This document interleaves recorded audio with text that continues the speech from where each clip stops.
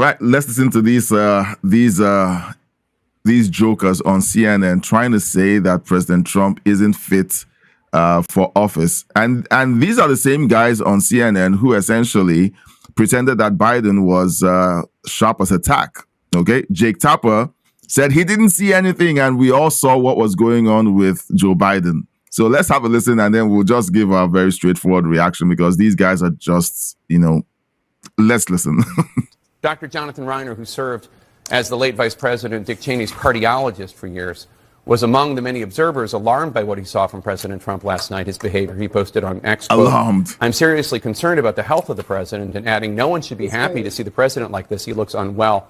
And Dr. Reiner joins us now. He's a professor of medicine and surgery at George Washington University and a CNN medical analyst. Dr. Reiner, what specifically was it about President Trump that you found so concerning watching him last night, especially in the context of, he gives outrageous speeches and has been for years? Well, it wasn't the content. I thought the content was just standard fare that we've become accustomed to. But it was the way it was delivered. It was delivered in with a manic cadence, almost a frantic cadence. It was as if you felt like you were listening to a podcast on 2X. And that kind of manic delivery was very, very disturbing, very pressurized speech. This guy is okay. So let's just call it okay. This guy is stupid, retarded, and essentially partisan, or he's paid to lie and to make President Trump look sick or bad. This is one of the doctors who said that Joe Biden was healthy and that all of us, needed to have our eyes checked and listen to more CNN. Okay, this is one of the guys who said that. Biden is sharp as a tack. And then the person that we watched yesterday, we saw the entire speech. He wants us to believe that President Trump is ill. So if you're watching, let me know in the chat or in the comments section, which of these is he? Is he retarded, stupid, and basically ignorant, or is he just lying and a paid shill of the Democrat Party? Patricia, what do you think? All the above. Okay, so option 3, all the above. He's wearing his white lab coat for authenticity, not authenticity, just to kind of confirm that he's an authority. When I look at Trump's speech yesterday and him speaking, he did not present any different than any of his other speeches. Yep. But if I look at this guy in the white lab coat, I can analyze him real quick. He's leaning forward. He's like hunched over. His shoulders are at an odd angle. And his head is tilted into one shoulder. And unless he's sitting twisted, he's really got a problem there. He's got some major health problems going on with him. So, yeah, I can do a medical analysis from just watching him on a screen too. Does it make me a professional and accurate? No. Because I can't take his blood pressure. I can't do blood tests on him. I can't do any x-rays. So it's all I can do is look at it and say the man's got really bad posture. Yeah. All right. So just to let you guys know, President Trump is meant to give an update in about 48 minutes. So we're going to tune into the White House feed as soon as that happens. Okay, we're going to be tracking that because I got a notice that there was meant to be an announcement. So I'll be taking a look to make sure that happens. But in the interim, we're just going to be carrying on with our show as per usual. So let's keep listening to what they have to say because they're trying to make this stupid attempt to sanitize Jake Tapper's reputation for essentially lying to the American people. He's been saying that the reason why he's been so obsessed with President Trump's health is that he dropped the ball with Joe Biden. You didn't drop the ball. You ignored, in fact, you saw everything we saw and you did what CNN did. Under a cushion. They Yeah. And as the and hid it under a Yeah. Yeah. Don't look at All the right, so bottom. let's keep listening and then see and then just wrap up this little bout of insanity. Address went on, the cadence of his remarks became quicker, and we've never seen the president, like that. He seemed almost frantic, and it was disturbing to watch. There's something called being excited about the results that you've achieved. If you haven't experienced excitement where, like, whenever I do these recordings or live streams, and my intention would always be to be calm and to just present the facts of the news as I see it. But whenever I run into things that make my blood run faster, my cadence speeds up, I get excited. It's called getting excited. Patricia, I don't. They expect nothing but monotone, or maybe somebody who comes out and does those creepy whispers. No, you see, his standard for a healthy president is Joe Biden. Yeah. So that's the benchmark. So when you have someone who is outperforming Joe Biden by 2,000%, that's someone who's sick. So in other words, they essentially expect the president to be as docile and as ill as Joe Biden was. That is now the benchmark for a healthy president. And I noticed one thing they're not mentioning. Trump's first year, he's had 2 medical exams that were released to the public and the press. Yep. Yeah. 100%. So what he's saying is don't trust the science. Yeah, you can't trust the doctors who did their some president. Yeah, don't trust the science. Don't trust the doctors who have examined him personally. Those doctors are going to do what I did for Biden. Basically his armchair diagnosis of President Trump's condition should be more trustworthy than doctors who were there in the room, touched him, tested him, put him through the MRI and CT scans, and tested him for everything in order to make sure that the president of the United States is healthy and they catch anything that might potentially be a problem. Yeah, he's the one that we should be listening to. But evidently this guy in the white lab coat's got X-ray vision. No, he's superhuman. Okay, so let's finish up this slop. It's disturbing because he's the commander-in-chief. He's not just the head of the government. He's the commander-in-chief of the greatest armed forces this world has ever seen. And it was disturbing to see him with in such a almost uncontrolled cadence. So you call his cadence manic and uncontrolled.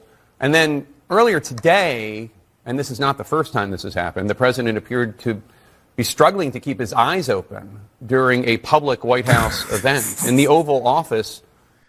These guys are despicable. These guys are despicable. He's looking down at the table. Yep, he's looking at something on that table, and if you look at where he's looking to, there's a piece of paper laying there. So, which is it? Is it that he's manic and speaks too fast, or is it that he's sleepy? I don't think that man ever gets sleepy. No, he doesn't. I think that he's got such a high rate of energy that he probably takes a nap for 30 minutes, a power nap, and is good to go for another 8 hours.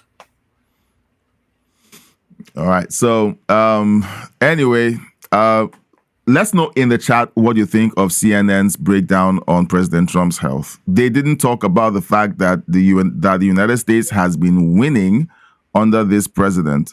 They ignore that. They just want us to pivot over to something else, and they want us to think about his health.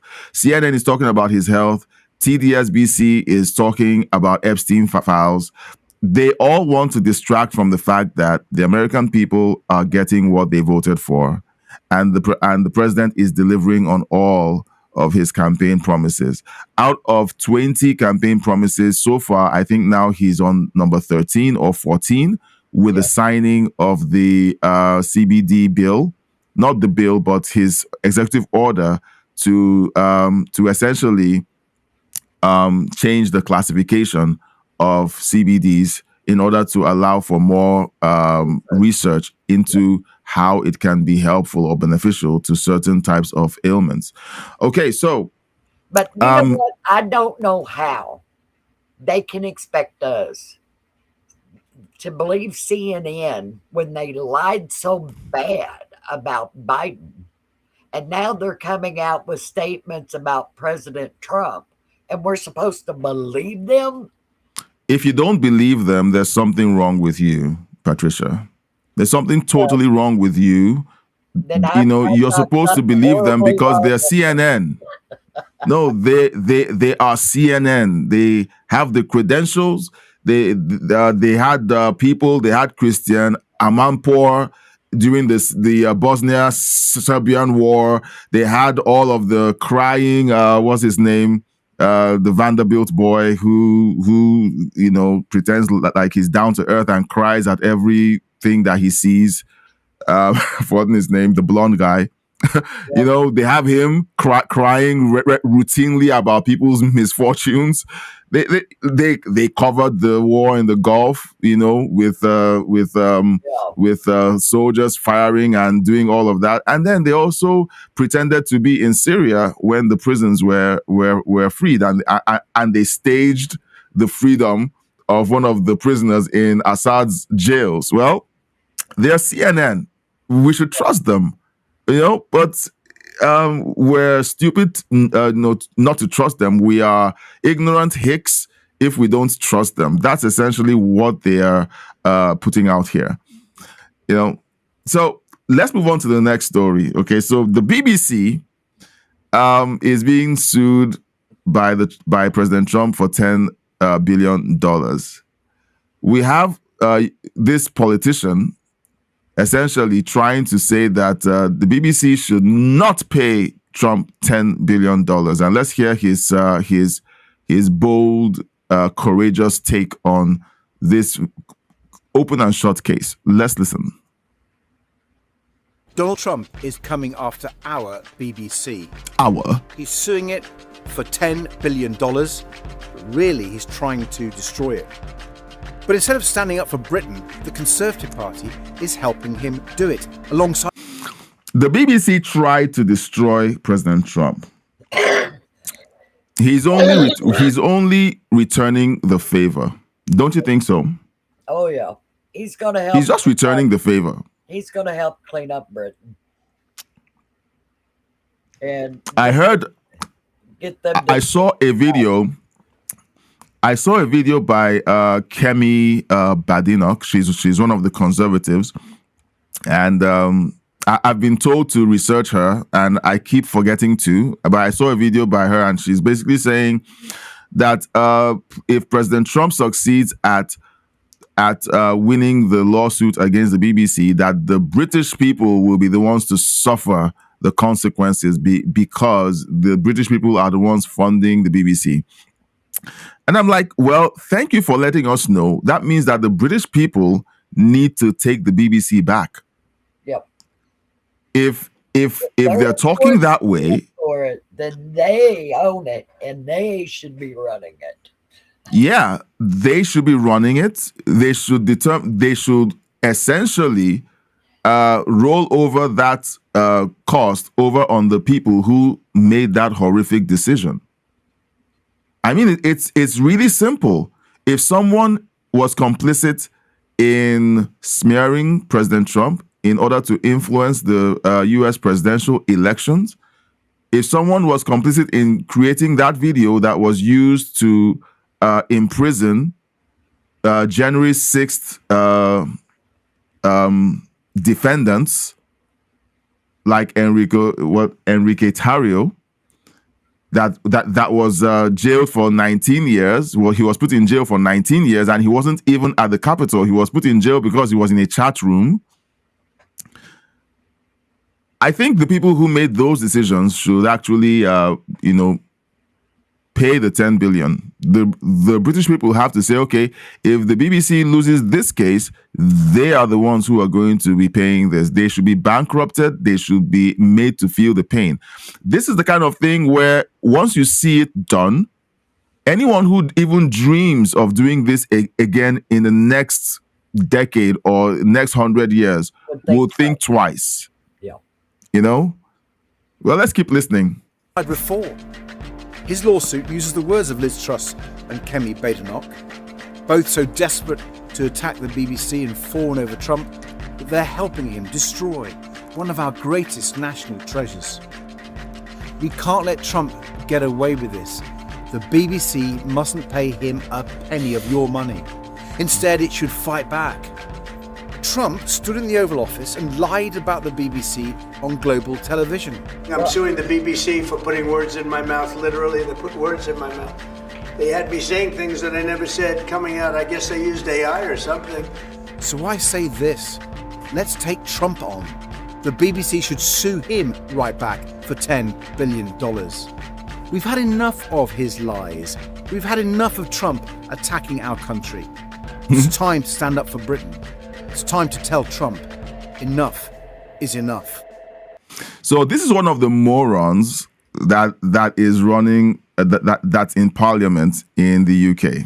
It makes me feel very, very sorry for the UK. I think you forgot who won the Revolutionary War. Yeah, I mean, when you think about that war, it wasn't a bunch of soldiers that fought the British military. It was a bunch of farmers and shop owners. Yep. That picked up a gun and sent the British home. Period. Brought them out of the country. Yeah. Then they attacked us again down in New Orleans. And old Jackson, he knew what he was doing because he sent them running through the briars where the rabbits wouldn't even run. But yeah, this guy has forgotten who won the Revolutionary War. Well, it's a lot of noise because he essentially used this video to attack conservatives who essentially said, look, the BBC messed up and it's going to cost the British taxpayer. And he's essentially using this, just like the Democrat Party does, to give a political spiel to attack the Conservative Party of the UK. Not that the Conservative Party is this great bastion of freedom and free speech or everything. They're basically all the same. They're all the same. Is him sticking up for the BBC lying to the public. Yeah. Not out. It was a lie. Yeah. It's more important for him. It's more important for him to speak up and protect the BBC that routinely puts out hit pieces on its own citizens. Routinely. Okay? If anybody is walking out of line, the BBC essentially figures out a way to frame them as this traitor or monster that everyone should hate and distance themselves from. So it's weird to see a politician who should be on the side of the British people doing this. But this is why the Revolutionary War was fought. The same attitude that the aristocracy in Britain had back then still exists today. All right, the people are just the people. Okay, they don't know any better. They exist to serve the aristocrats, and if you speak up, they will destroy you. Now, in this day and age, where there's human rights and there are other things, and of course there's the United States, that pesky continent or country that continues to show us out for being backward and undemocratic, that lets its citizens and farmers have the right to talk back at their leaders, that pesky country continues to show us up for what we really want to do, which is make sure that the peasants are put in their place. They never raise up their heads or their voices to speak to us. They say, yes, sir, thank you, sir, for everything we give them. And, that's the way we like it. So I think I was talking, I don't know if it was you I was talking with or it was Tony, because I spoke with Tony this morning. And we were talking and I was trying to explain how Nigerian politics works. And essentially, once you're in office or in power, it's the culture in Nigeria expects that you do not talk back to anyone who is in authority over you. Okay, you don't correct anyone who is who has a higher place of authority over you. Even if you see them doing something wrong, all right, you're not supposed to speak up about it. That's the culture that runs in Nigeria or in Africa, at least. So whenever I see this playing out in places like the UK, it reminds me of the culture that destroys third world countries, where you can't hold anyone in office to account for the things that they do. And when you don't do that, they continue to repeat these things and cause problems for everyone in the country, And draining it dry for their own and needs. draining it dry. Draining it dry and then blaming the victims.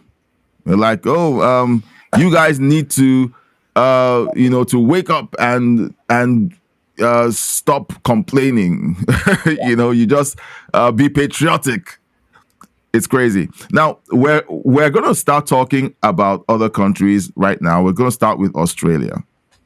Australia essentially has decided that we talked about it yesterday, but I'm going to play this video of their prime minister. Their prime minister essentially decides that instead of doing the important thing, which is figure out how to help citizens defend themselves, I'm going to play his video and I'm going to play a reaction to this speech by another Australian that I follow, and then we'll just give our thoughts on this. Today, I'm also announcing that the government will establish a national gun buyback scheme to purchase surplus, newly banned and illegal firearms, the largest buyback since the Howard government initiated one in 1996. Australia's gun laws were last substantially reformed in the wake of the Port Arthur tragedy. The terrible events at Bondi show we need to get more guns off our streets. We know that one of these terrorists held a firearm licence and had 6 guns, in spite of living in the middle of Sydney suburbs there at Bonnyrigg. There's no reason why someone in that situation needed that many guns. So, whose fault is it that he was able to get guns? Was it the fault of the law-abiding gun owners that he was able to get guns? Or was it the fault of your bureaucracy that's filled with woke retards that let him have guns, even though his son was on a watch list? Yeah. The most insane part was when he said buyback of illegal guns. No, he says newly made illegal guns. So now what they're doing is they're going to be reclassifying guns that were legal up until Sunday, or up until after the incident on Sunday. They are going to be reclassifying guns that were legal. In other words, they're encroaching more and more and more into a society where all guns become illegal. Yes. And that's what I complain about whenever I see the Democrats use gun violence as fuel to talk about gun control and reform. All they're doing is that they continue to move the goalpost. Not control of criminals, control of guns. Yes. So they systematically make all guns illegal, while the criminals still know how to get guns, and you're going to get into a point, or get to a point where the society doesn't have the ability to defend itself, while the criminals can do whatever they like, and then idiots like this will continue. Idiots like this will continue to say things like, well, we have to, have more gun control. You've had the strongest gun control in the world, at least one of the strongest gun control laws in the world, and this happened, and your response is, "Oh, we need more gun control." You know what We're I going to found listen. out about Afghans when I did research on them when the war with them started, was that the people of Afghanistan can make their own guns. Okay, They I didn't know that. Excellent gun makers. Whoa. And when you allow them into your country, and like this idiot saying, we're going to get rid of the guns, they can do that. But those Afghans, they're going to build their own guns. You can take all the guns you want. And no one is talking about it. Yeah. No one talks about that. No one does. Expert gun builders, because they have been in war forever. And they learn to make their own guns. All right. Now, if you're watching, please send a like, subscribe, share, and leave your comments. Okay. You're listening to us. You're enjoying the commentary. This is Friday. For most of you out there who are on your lunch break, you're trying to wrap up your day because your holidays starts at the end of the workday today. So Merry Christmas. Okay. And but let's know your thoughts on what we're talking about, all right? Because we're just giving our opinions. Patricia is giving her opinion and what she's come to understand from years of observing these things play out. I am simply giving my common sense take, and I think that the entire conversation around gun control is a ruse to take guns away from people. They made every person on Bondi Beach an object to be shot in a fishbowl. Yeah. There was nowhere for them to run to and hide. And the gunfire just kept going. Yeah. I have an article that we're going to review after this set of videos, okay, that essentially shows the statistics of how many gun crimes were stopped, not by the police, but by regular civilians who had a concealed carry permit in the United States. Okay, and the numbers will shock you. Okay, the numbers will shock you. Like, it's crazy. And you know what? The FBI has been covering up those statistics because they don't want it to be the confirmation of what we've been talking about for a long time. That whenever you have a society with people who have guns, you have lower gun crimes, because everyone knows if I pull out my iron, there will be at least 2 or 3 other people who will draw on me if they see me do that in a threatening way. Nobody wants to walk into that situation. It's common sense. But these retards want us to believe that when you take away guns from everyone, then everyone will come to this kumbaya moment where we don't need guns. We're all going to live in peace and harmony with flowers in our hair. And the next thing you know, a foreign military is marching through your streets because there's nobody there to protect the country. Exactly. It's crazy. So let's keep listening. We have more to hear from this guy. All right. I wish Tony made it to this live stream because it's his prime minister. He should be able to say something, but let's have a listen. There are now more than 4 million firearms in Australia, more than at the time of the Port Arthur massacre, nearly 30 years ago. The government will introduce legislation to support the funding of this buyback scheme and meet the costs on a 50-50 basis with states and territories. We expect hundreds of thousands of firearms will be collected and destroyed through this scheme. Consistent with the approach that was taken in 1996, the government is proposing that states and territories will be responsible for the collection, processing and payment to individuals for surrendered firearms. The Australian Federal Police will then be responsible for the destruction of these firearms. Australians are rightly proud of our gun laws, and until 5 years ago, Australians were rightly proud that there had not been a repeat of Port Arthur.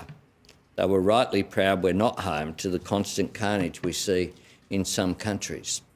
So when he says Australians are proud of their gun laws, we're going to play a video of an Australian reacting to these gun laws. And I wish, well, you know, sometimes you're like, okay, it's great to have someone from that country speaking up to talk about these things, because these guys stand in front of the camera and claim that everyone supports these policies. Don't you see? Believe me, every Australian trusts these policies and loves the fact that we're taking guns off the streets. Look at, they trust us. They really love this.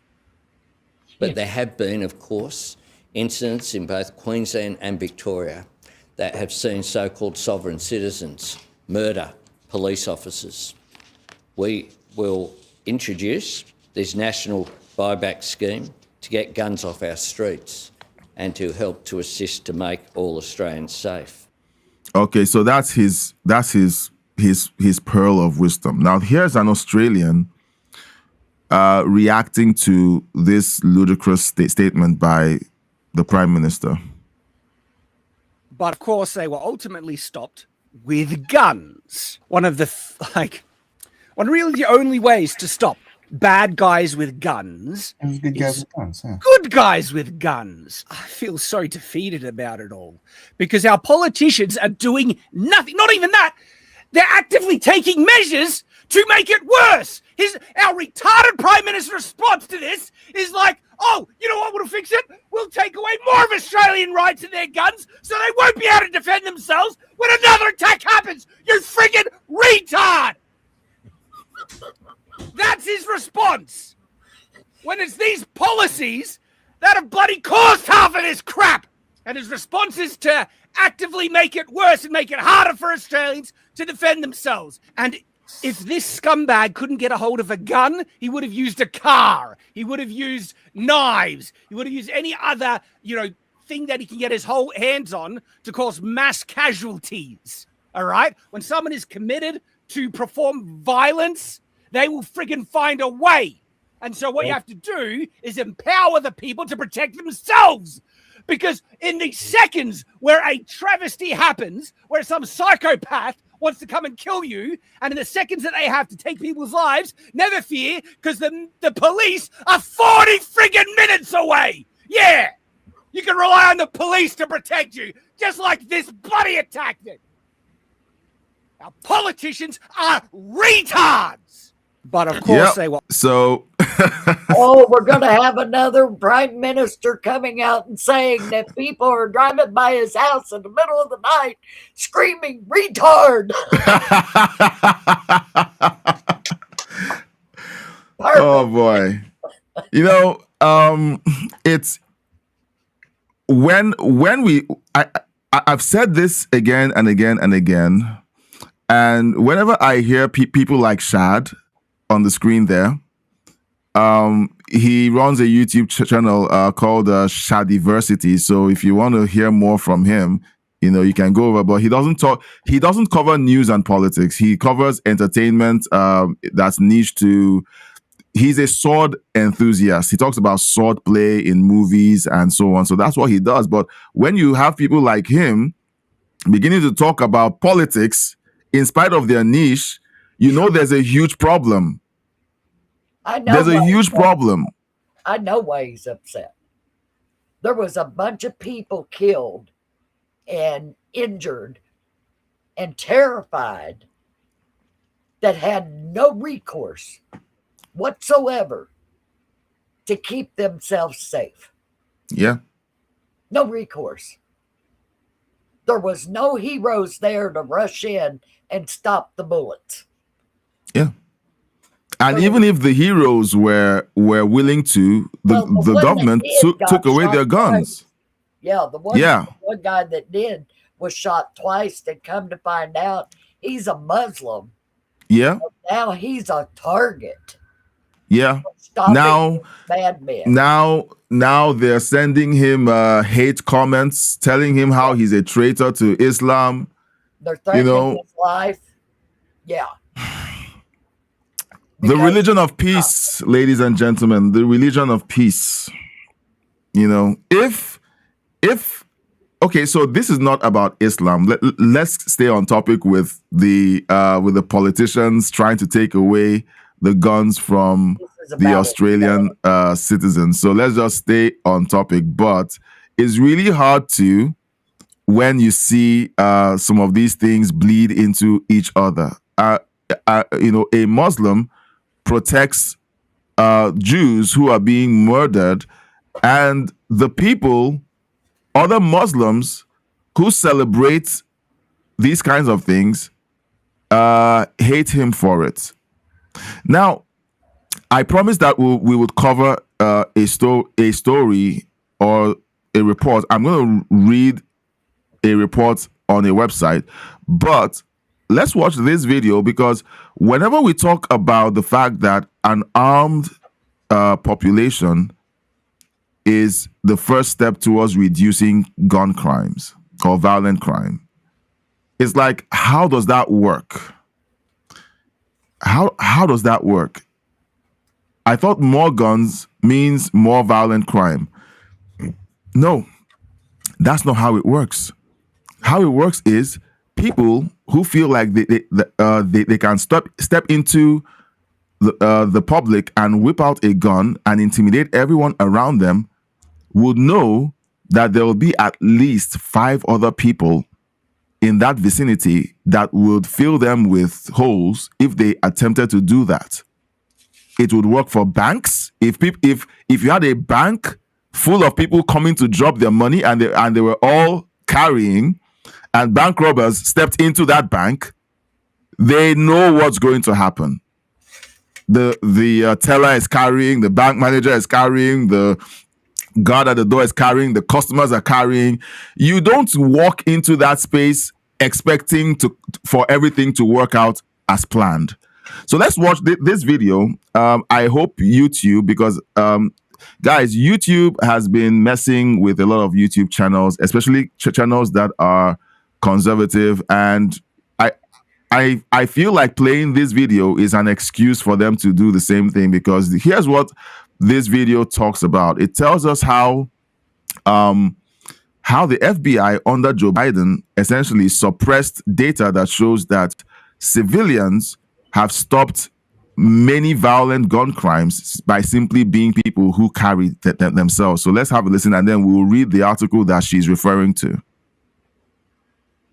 This is freaking huge. Armed citizens stopped 48% of all criminal shooters last year, and the FBI was just caught massively lying about those numbers in their public reports. They recorded, get this, none of them.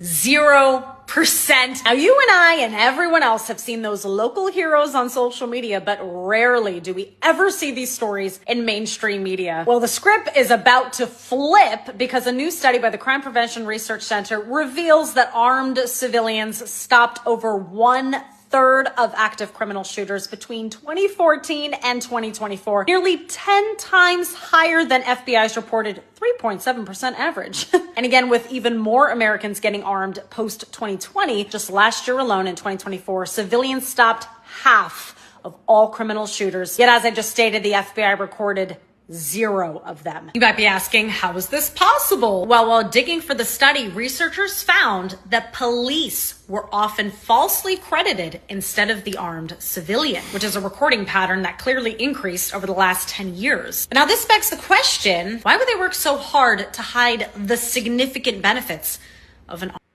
armed public? Yeah, so she's pointing out something that everyone should be asking. Why is it that these statistics are out there? Now, I'm going to share this. I'm going to just share my screen, and then we're going to look at this. We're going to look at this. So here's the article that she was referencing, because I had to go look for it. Report: FBI undercounted armed civilians stopping mass shooters. And this was written in August. And it says new research finds civilians thwarted more than 1/3 of active shooter incidents since 2014, far higher than FBI figures suggest. The FBI has significantly underreported how often armed civilians intervene to stop mass shootings, according to a new study by the Crime Prevention Research Center, CPRC. The report, okay, I'm going to share this link in the chat. All right, guys? I'm going to just share this link in the chat so that you'll have it too. I'm not going to read everything. Okay, but this is common sense, guys. It's common sense. We've been saying this for years. An armed population prevents these senseless, violent gun crimes. And the government is doing its best to make sure that the narrative is different. Now, does it mean that that there will be zero gun crimes? No, because there will be people who aren't thinking straight who get a hold of guns. But what happens is the casualty rates will drop, because there's a story on this website that essentially told of how let's see, there was an account on the report. Okay, it was on the report. I'm going to read the account here. The shooting that killed 3 people and injured another at a Greenwood, Indiana mall on July 17th, 2022, drew broad national attention because of how it ended. When 22-year-old Elisha Dickon, carrying a licensed handgun, fatally shot the attacker. While Dickon was praised for his courage and skill, squeezing off his first shot 15 seconds after the attack began from a distance of 40 yards, much of the immediate news coverage drew from FBI-approved statistics to assert that armed citizens almost never stop such attackers. This civilian reacted 15 seconds after the attack started. Meanwhile, if they waited on the police to get there, the police would have taken maybe 15 minutes to get there, and more people would have died. And in 15 seconds, the attacker had already let's see, killed 3 people and shot 1 other. Yeah. So 4 people were shot in 15 seconds. In 15 seconds. So if you have more civilians who are armed, licensed, and who are decent people, you have less policing to do whenever violent crimes happen. But do you know what? Let me put on my tinfoil hat.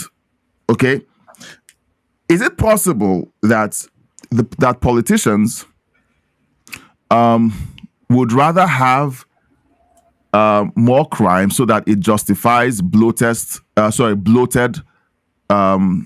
funding for the police? Well, I'm just wondering. The police. Number one, here's the thought. The police were never designed to stop criminal activity. They come in when the criminal activity happens. They can't do a thing before somebody commits a crime. And then they come in and they investigate it. Yep. To find the person who did it. So they're not designed to stop shootings, or else we would see police officers everywhere. Yeah. There would be groups of them walking up and down inside of malls. They would be encircling churches and schools. Anywhere there was a soft target, they would be there. Yep. And they're not. They can't be. Our laws protect criminals until they commit a crime. And then when they commit the crime, the politicians protect the criminals and make it possible for them to continue committing those crimes by removing the ability of citizens to protect themselves or to defend themselves. It just means more people dead. Instead of 3 people dead at Bondi Beach, how many did they have? 15. 15, including the 10-year-old. And how many injured? 40 some? Was it 45? Somewhere around there. 40 other people were shot, wounded, injured. Yeah, it must have been around that. Yeah. It's there's your balance of looking at what's best. People without guns, people with guns. Yeah. 3 dead, 15 dead. One other person shot here, 45 over here. But they don't want to look at it that way. They don't want to look at it that way, because if you're not armed, then you cannot take the liars down. Yes, you can't. You're not a threat to a lousy politician anymore. Yeah. Period. All right. So we're 6 minutes away from the announcement by President Trump. And what I want to do is for us to see if we can cover the situation in the EU. Hey. All right. The farmers in the EU have revolted. So it started yesterday with a protest that essentially got bigger than the government than the EU up. And then they tried to shut it down, and the farmers said, okay,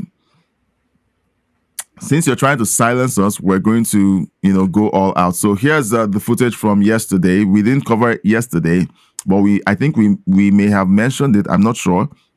So here's what happened yesterday. And I'm going to be showing you stuff about what's going on, including the French, one of the French government offices, and I think it's parliament, that was being sprayed with poop. Like they have had it with the insanity of the EU and the complicit governments of countries in Europe. The farmers are revolting, and here's where it started.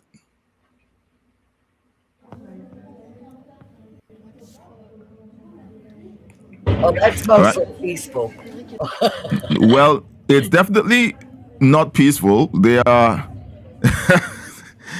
so they're burning fire at a protest. That's mostly peaceful.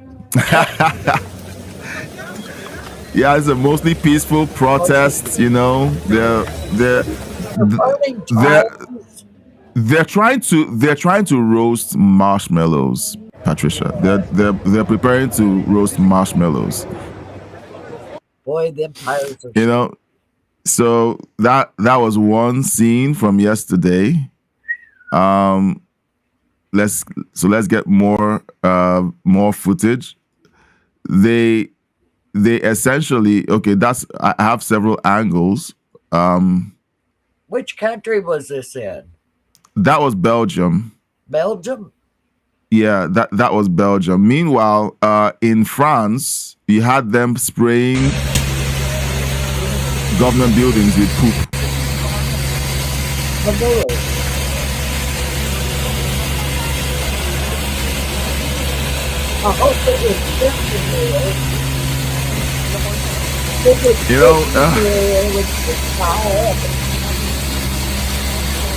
Yeah, so they're basically, they've had enough.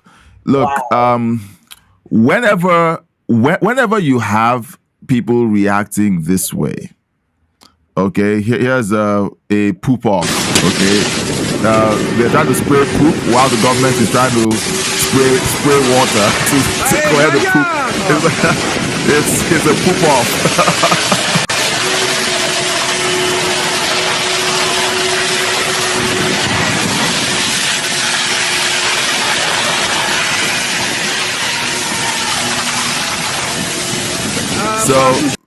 So this is happening in Europe. It started yesterday.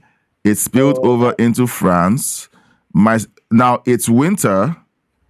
I don't know of many protests that go on during the winter because of weather conditions and so on.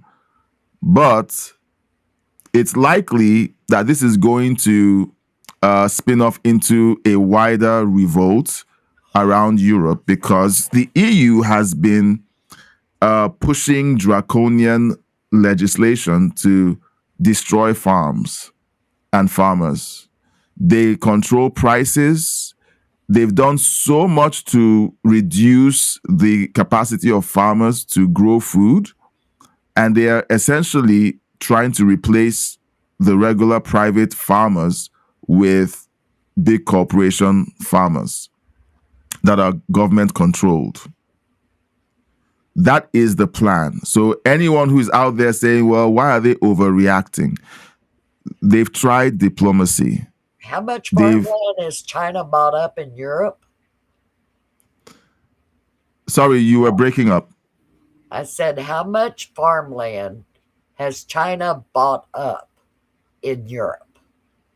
All right, I'm going to ask Grok. I'm going to just do that. I'm going to ask Grok how much farmland China has.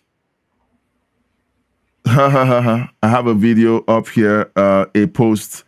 A number of treasonous politicians are finding themselves shitted in their homes this winter because the French farmers have had enough. Whoa. So there's another video of them literally spraying it on private homes of politicians. Okay, let me quickly do this on Grok. How much farmland? How much has China purchased in has China purchased in Europe?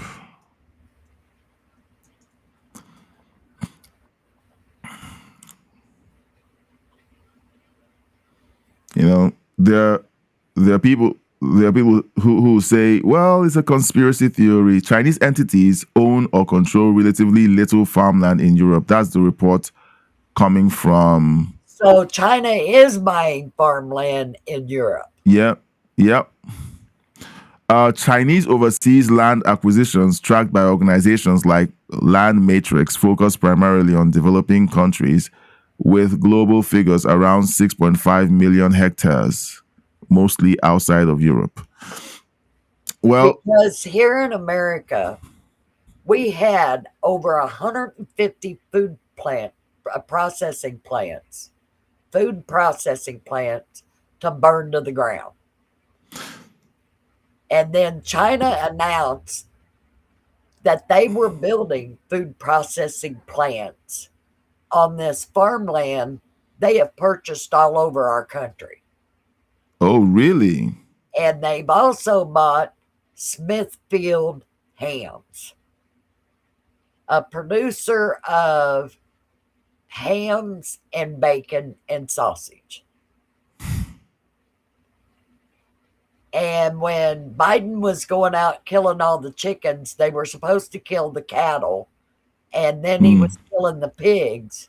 And they stopped at the pigs because China said, oh, don't kill our pigs. Yeah. So something is going on in the background. And all it's screaming to me is if you control the food, you control the people. Yep. So be aware that there's a bigger plan in place when you hear that China's buying up farmland or that they're building food processing plants in foreign nations. Well, um, again, the statement that you'll hear is, "Oh, it's a conspiracy theory. It's not happening." Here's the Grok page. Hold on, is it on? Have I switched over? Okay, I haven't. No. I need to switch this. 1 second. There it is. So here's the Grok result. Am I doing this Most right? of the Chinese farmland they bought up is near our military bases all across Yeah. the country. There's one outside of Fort Knox that they bought here in Yeah. Kentucky. Okay, I'm tracking the White House YouTube page for when they go live with the announcement from Trump. So sometimes they're late with going live with the thing, but it is happening anytime from now. Let's see. I need to open up this page. Okay. Yeah, that page. Okay. Now here's the Grok report. Okay. On Grok, it says France. Now, specific known cases of China buying land in Europe. In France, Chinese investors have purchased vineyards in Bordeaux and some cereal cropland. One reported acquisition involves around 1,700 hectares of cereal land in central France, often structured through local entities to navigate regulations. All right. Then you have Ukraine, pre-2022 invasion context.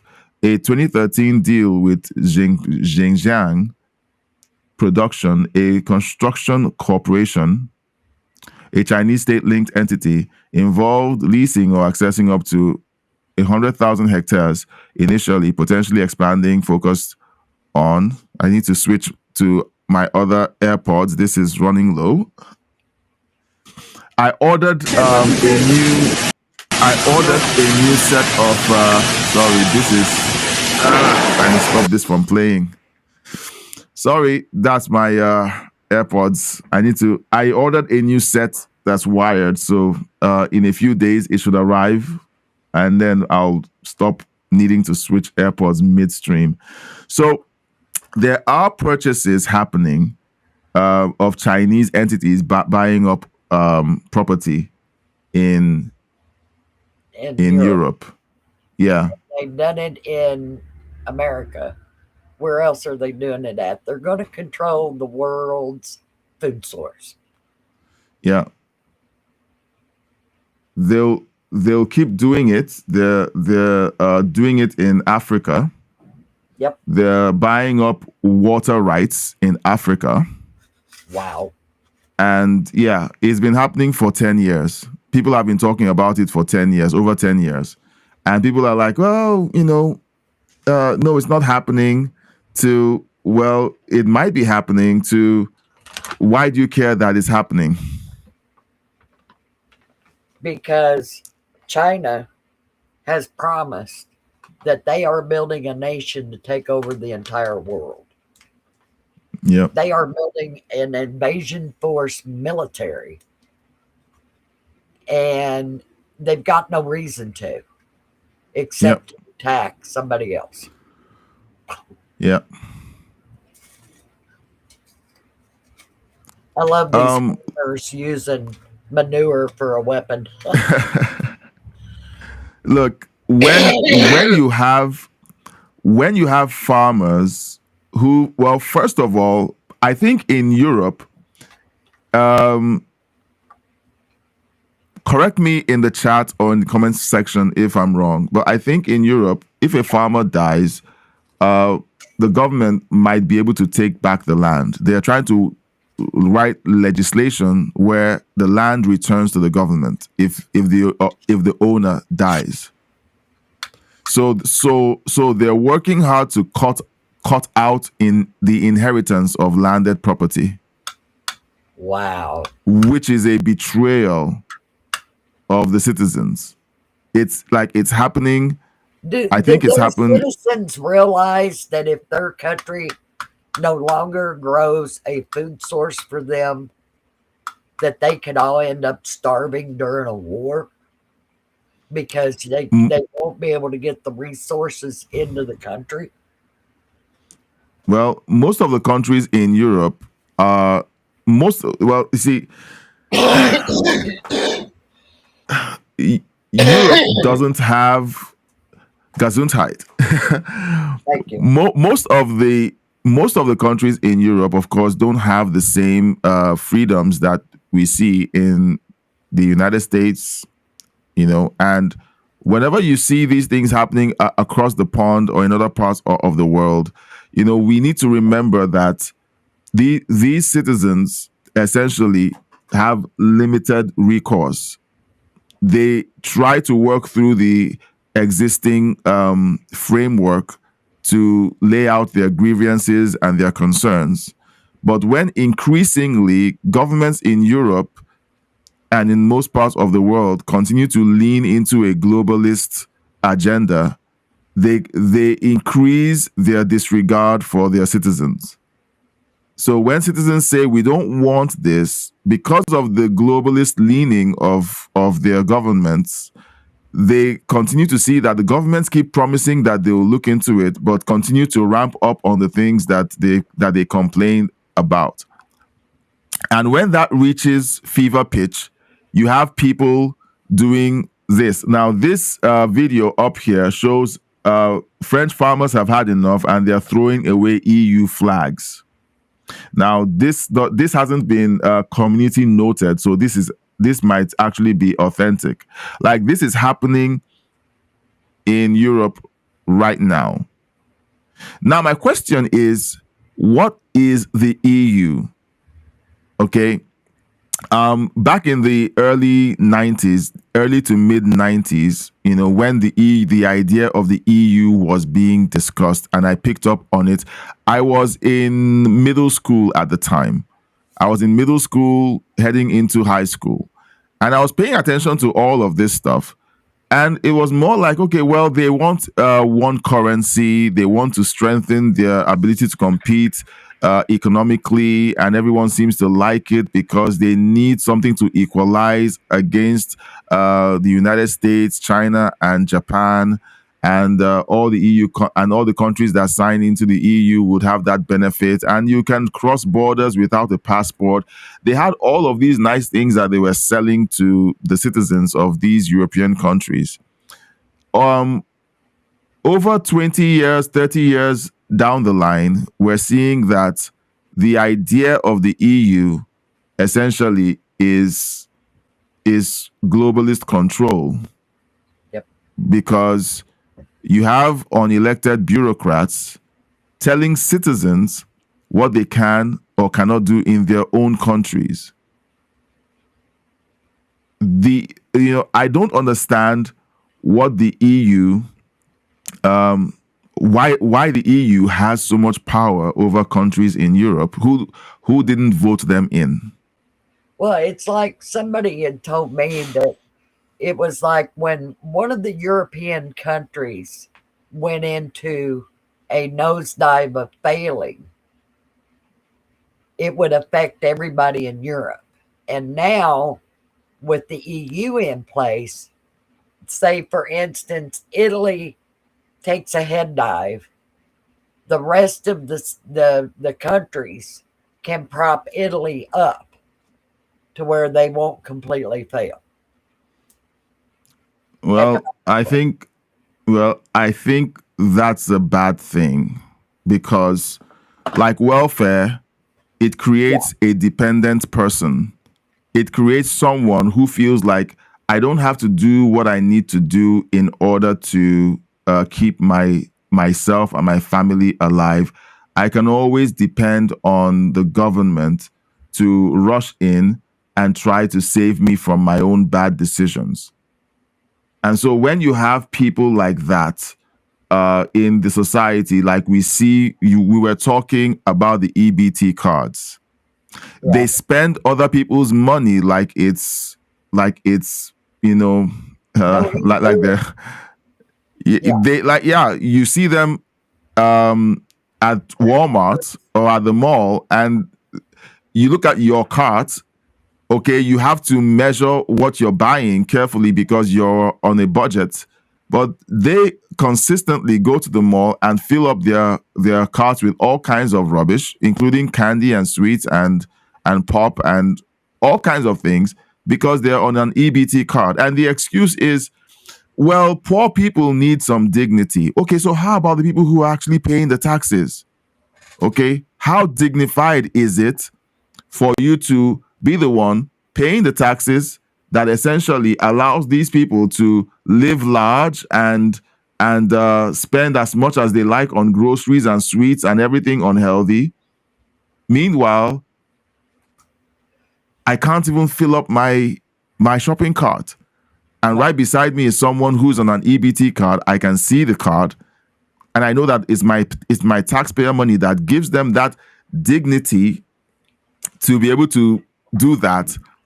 Okay, is that fair? And will those people ever grow up to the point where they can take care of themselves and pay their own bills? It's all a grift. It's all a scam. Everybody wants to use these things to buy votes. It's all a scam by the Democrat Party to buy votes. Anyone who doesn't want to abolish these things is essentially trying to push for votes to be garnered for their party. Now, hearing me say it might sound very insensitive because there are people who need help, but the requirements, the requirements was never meant to be a career. But right now it is a career. There are people who essentially will make sure that they are always under that limit. Yeah. So they don't lose it. Yeah. This reminds me of something that happened, with my family, because when we arrived here in Canada, I essentially had to work minimum wage. I worked minimum wage for a few months, and the first year we filed our taxes. There are programs out there where we have free tax consultants who can help people who earn below a certain wage. Household income is below a certain grade. We did that the first year, and it was great. By the second year, I had been working at my new job as an analyst. My wife had started doing some work after graduating from school and everything. And we took in our tax filings for the second year, and they received it, ran the calculations, gave us our report, and they said to us, well, you make more money now and you don't qualify to be part of this program where you get free tax consultation. Yeah. Because now you earn more money than minimum wage. Graduated to the next stage up. Exactly. And you know what? If I can understand how people who are on welfare feel whenever they're like, okay, I'm never going to get this free thing anymore. So should I stay poor in order to continue to earn free benefits from the government, or should I stand on my own 2 feet and take care of business? And you know what? When I heard that, I was glad. I was like, yeah, I'm not a welfare case. I should stand up on my own 2 feet and get this done. If people on welfare that want to remain on it actually went and examined what a working person can achieve, they wouldn't want the welfare anymore. Yeah. If they knew they could take a vacation to Europe, buy a brand new car, put their kid in the most expensive college in the country, buy the most expensive refrigerator to replace the one that just went belly up, they would want to try and achieve that more than just this mediocre level. Yeah. Of being able to round over a cart at Walmart. Yeah. So Okay, so breaking that cycle, they're going to try and do it with the if you've got adults in the house that are able-bodied, they're going to have to work. yeah. You don't get to sit at home and sit on the couch and play games and be on the internet all day and watch movies. Yeah. You're going to go to work. All right. So I'm tracking the announcement, and so far they're still okay. So we're tracking the Associated Press stream. I just want to let those of you, because a lot of people come into the live stream and then they kind of see that, okay, we're talking about other stuff, but that's the Associated Press. They are waiting on the press conference to kick in. So we're going to just stay and keep monitoring that while we talk about Europe and all the insanity that we're witnessing. So there's a big announcement coming from President Trump. We've been talking about what's going on in Europe, and we've talked about China. We've talked about the politicians and how they are essentially selling out their own citizens and betraying their trust. I think that this is something that, look, I don't like the word revolution. No. I don't like it. It's messy, chaotic, and there's no guarantee that what you get after the revolution will be better than what you revolted against. Not these days. Yeah. And again, the problem with revolutions these days is that you have people who don't have a Christian worldview about how the world works. They only made one Thomas Jefferson and Benjamin Franklin. Yeah. So it's difficult to be confident that that whatever it is that they are planning to impose during the revolution is going to be good for the country and good for everyone. Okay. There's a lot of tedious diarrhea on the AP feed. You know, like I don't like looking at the chat, during live streams, that I don't run. But for my live streams, I have to look at the chat. And I don't know how it feels for people who are on the receiving end to see all of this, I would call it sickness, being posted on the chat.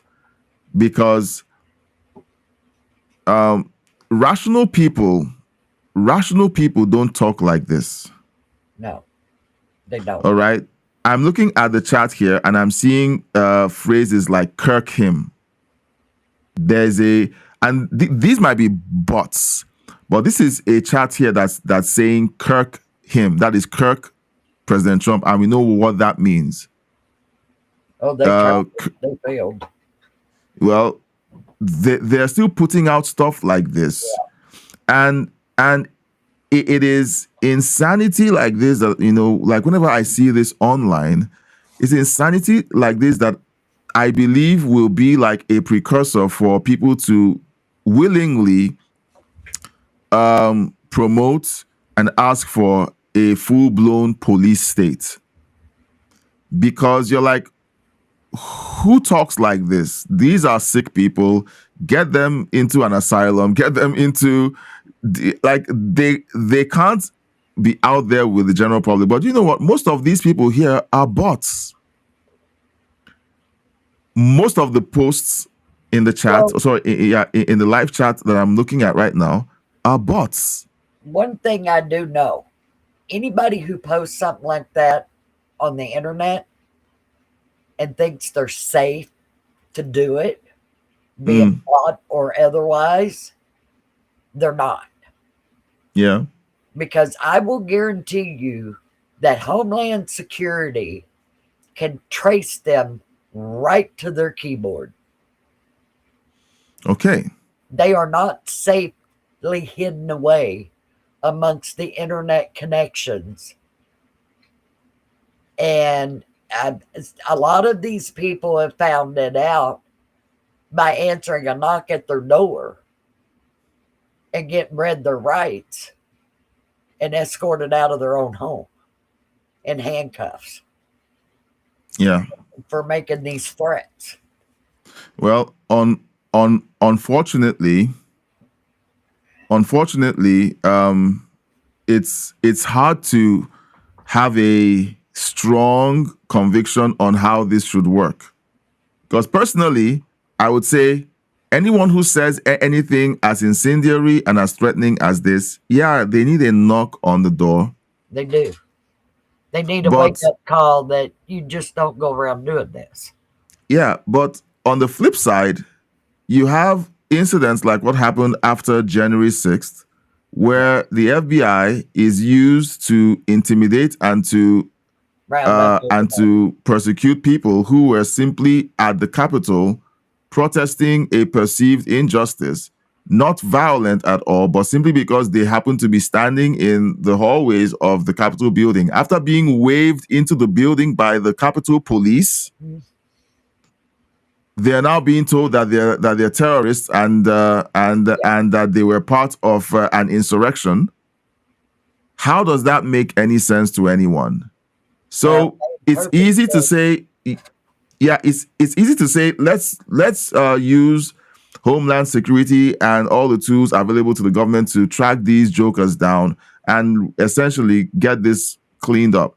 But on the flip side, you have what the Democrat Party did post January 6th. Oh, they just rounded up anybody whose face showed up there.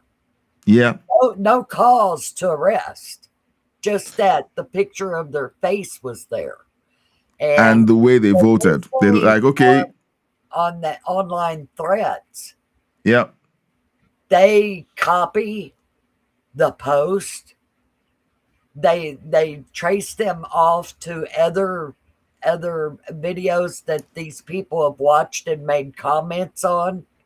By the time they go pick them up, they've got a file folder stacked with evidence because they're not under Trump. They're not going to arrest you and take you to court until they know they've got every piece of information on you to convict you. That's where people who have watched these riots, like at Portland and Chicago with the ICE and people damaging cars and attacking the federal officers, and they're all screaming, why don't they arrest them? Why don't they arrest them?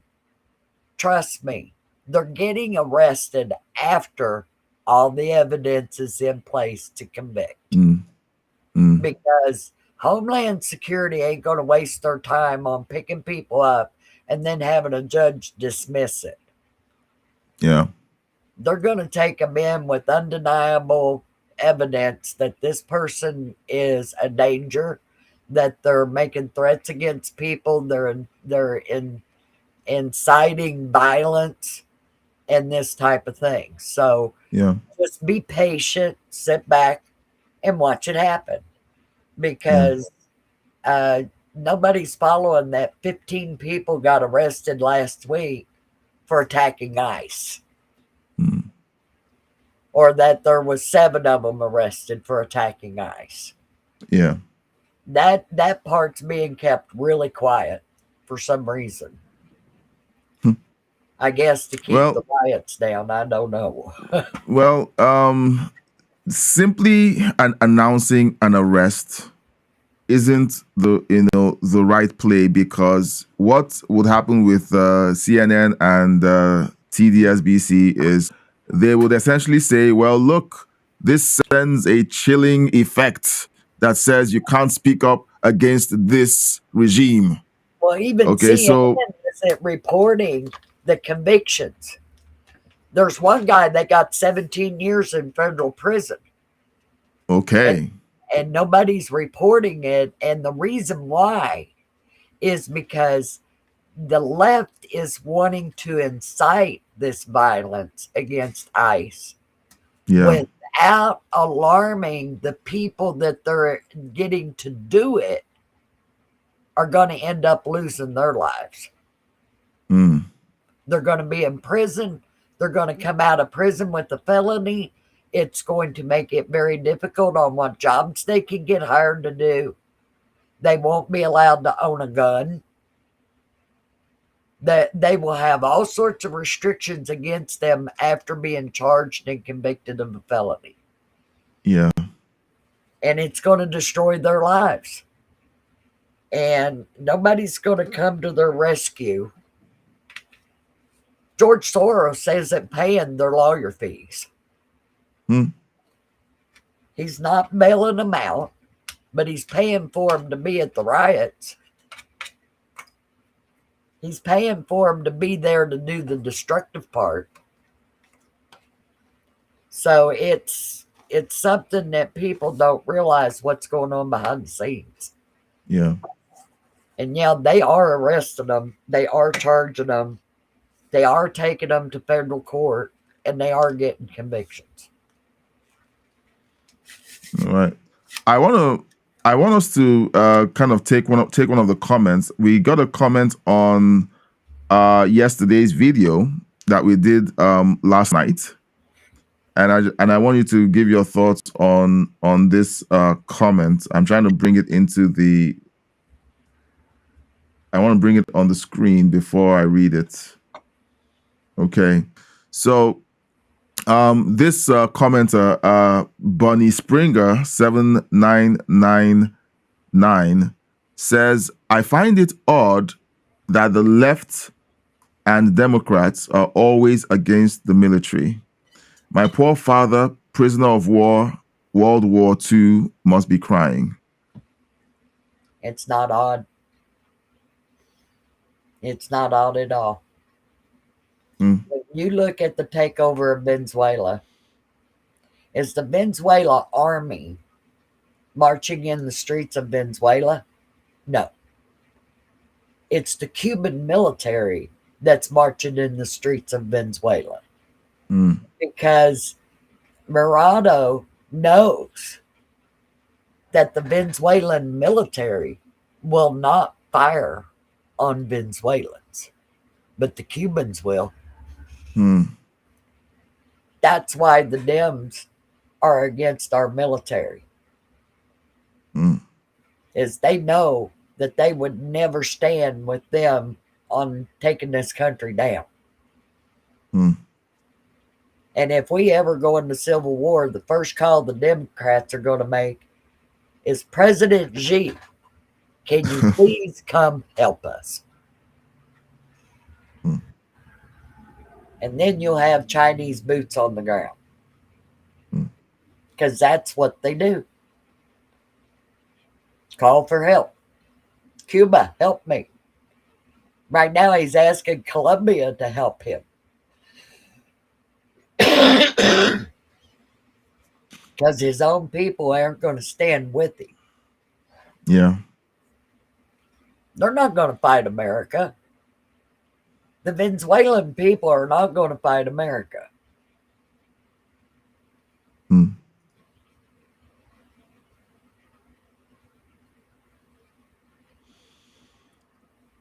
All right. So we're still waiting on President Trump to go live. We are expecting his feed to go live shortly, and then we will join the conversation. Now,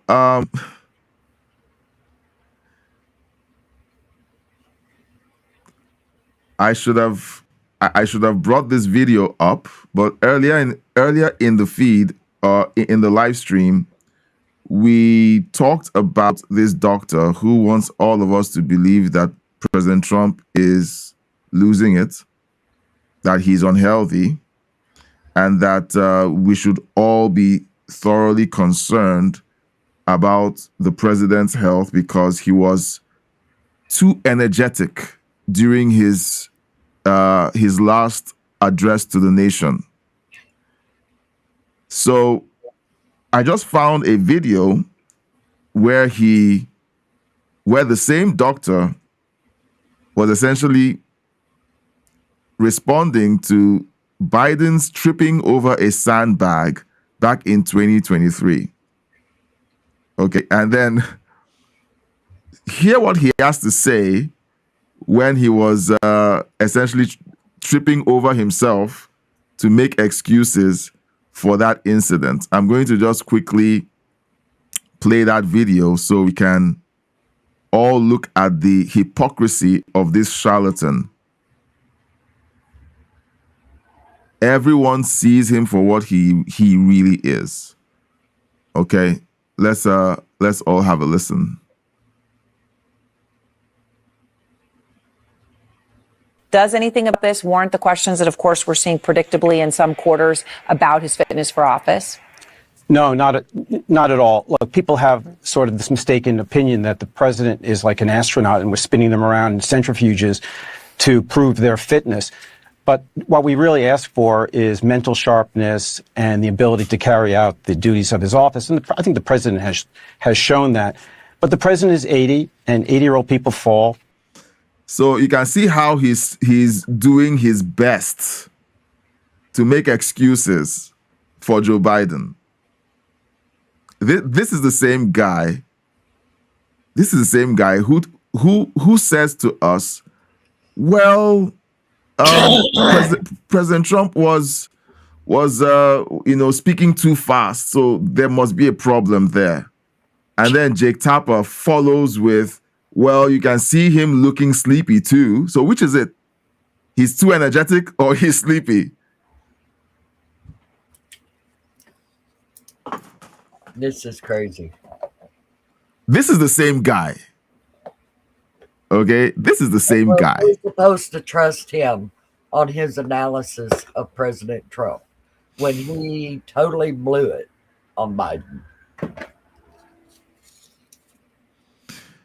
It looks like CNN or whoever these people are would get new people to put their faces up there. That may work with somebody like that guy in the background. Okay, there's something being covered by 2C TV saying that Islamic UK politician being arrested over slavery. Oh boy. Look, anyone can say what they like about Elon, but him buying Twitter was possibly the saving grace that the world needed for sanity to return. Because in the past you would never see these things. Carrying the sink through the front door of Twitter.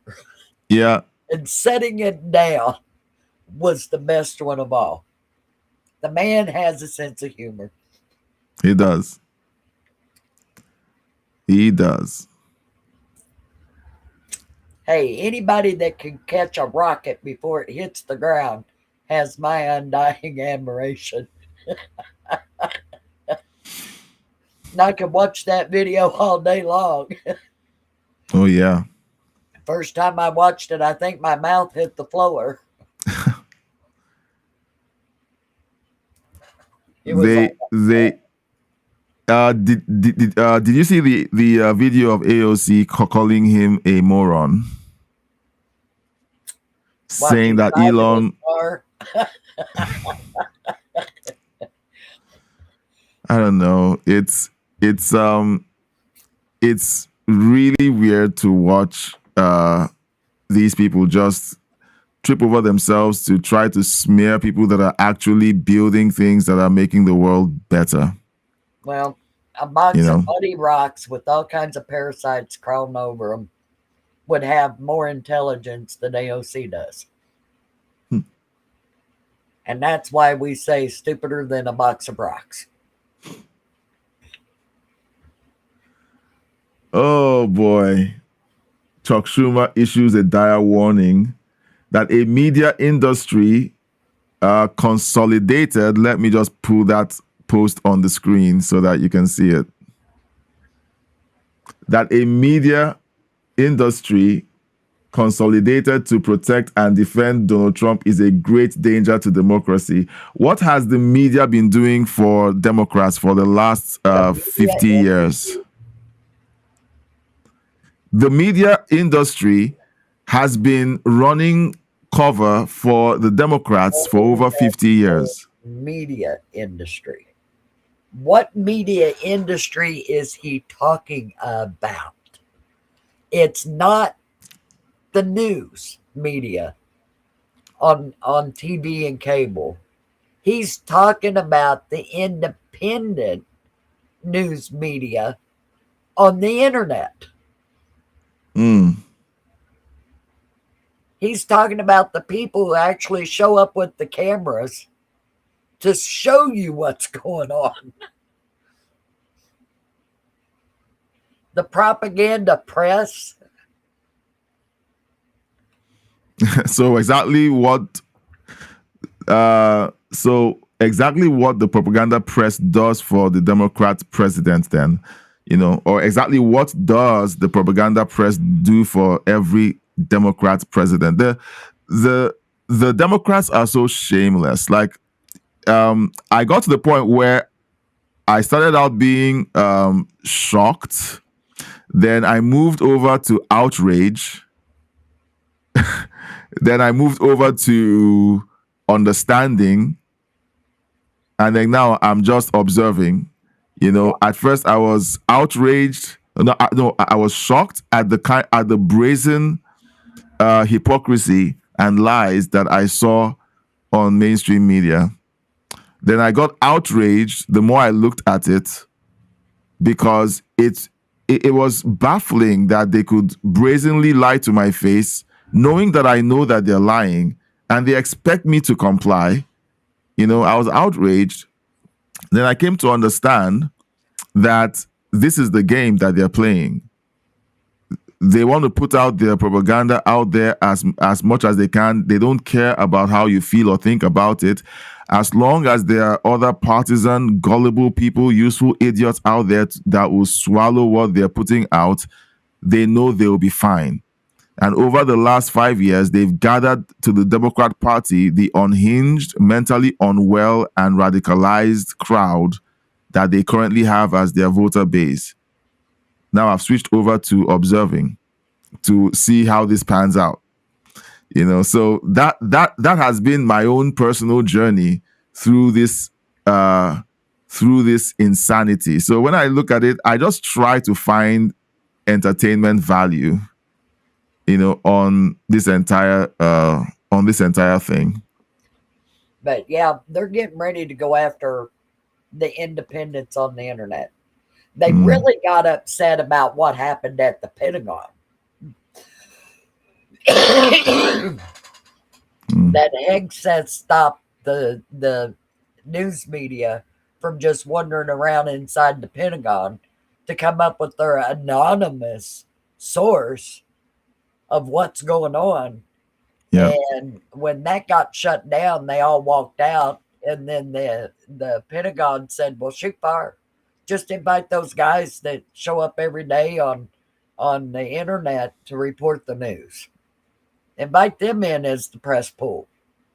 So in they went, and then CNN, oh Lord, they unleashed on them and started saying, oh, they're not reporters and blah, blah, blah.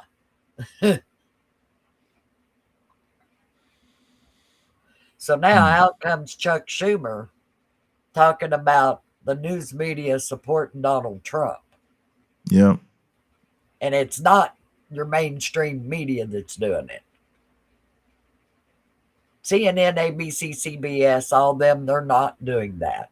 So who's he talking about? Well, I'm sure he's talking about those of us who do what we do. We call out the fake news, we call out the hypocrisy, we talk about it, and somehow many channels, like I knew that after the last election. Receipts. You bring the receipts. Yeah. You bring the videos that show it. Yeah. And that's what they don't like. Yeah. Because they can't come back and say, oh, no, that's not true. No, we have the receipts. We show them, look, you said this, you can't back away from it. And it's frustrating for them that they can't just call YouTube to say, kick that guy off the channel, off the platform. They did a lot of that under Joe Biden. Mm-hmm. And people just don't know how bad the Biden administration destroyed the confidence of the American people with the government. They don't know how bad it was. Well, Mark Zuckerberg has found out that his little game with the Democrats just about has destroyed his Facebook. Because I know a lot of people no longer go on Facebook like they used to. I used to get up every morning and check my Facebook page. Yeah. And now my daughter will call me, Mom, didn't you see what I posted on Facebook? No, I haven't been on there. Since they kicked me off for 3 months, I learned I could live without it. Yeah. I just went to Rumble.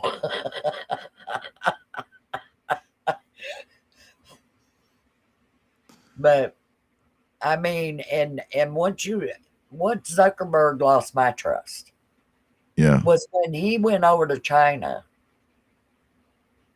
to expand Facebook business. It made a deal with the Chinese to put a censor program in place to run Facebook in China. And then I found out that there were Chinese people hired and housed in Washington State to oversee censor programs with Facebook. Interesting. And that's when we started noticing all kinds of posts getting flagged and stuff by Facebook. Yeah.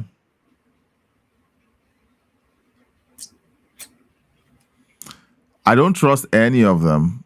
To be honest, I don't trust any of them because all it takes is for someone to just change how they think on an issue, and that's it. The platform is gone. I don't know how long Elon is going to be this committed to conservative values. I don't think he'll ever allow for a censorship of X. Yeah. Yeah. And that's one of the reasons why I decided to go back to live streaming on X. I just decided, because I live streamed on X for a while, for many months this year, and I decided,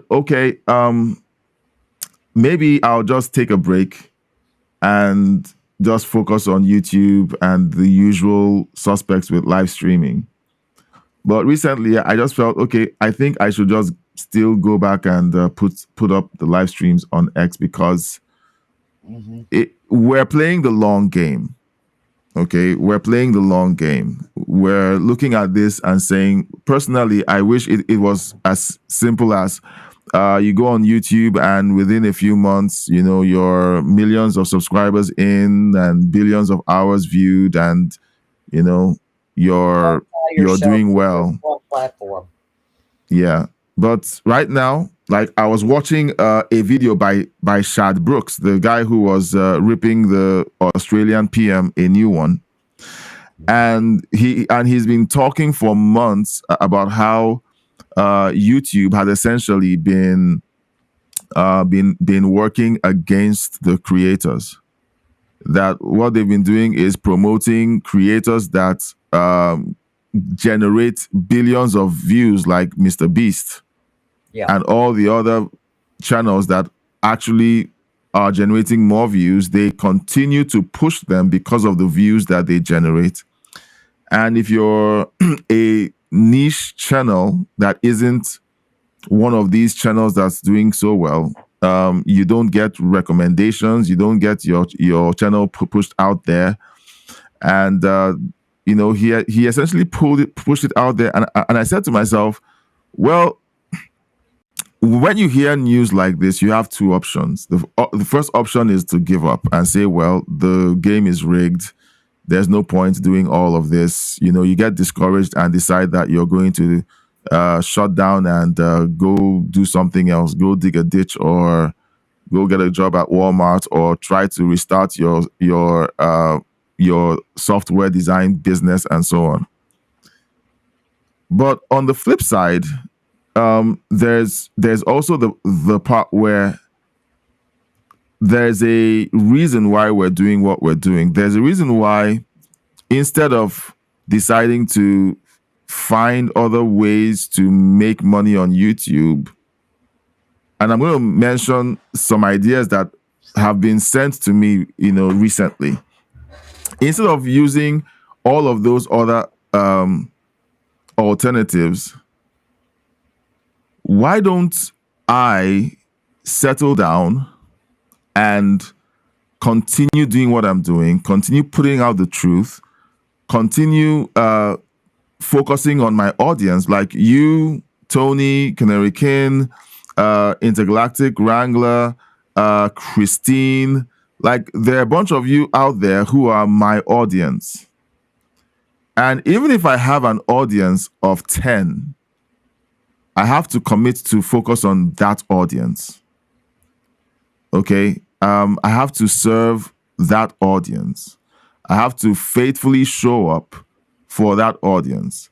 So even if I get a 9-to-5 job after all the stuff I've talked about in the past gets cleared up, I do have to continue to show up for my audience. So even if I can't do 2 live streams a day, I have to stick to 1 or stick to 1 a week.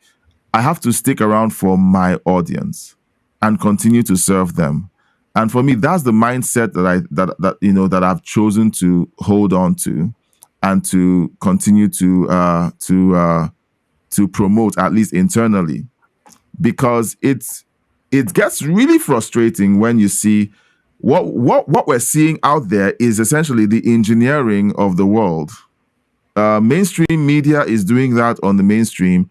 On social media and these streaming platforms, you have people who don't promote conservative values being promoted and being pushed like crazy. Mm-hmm.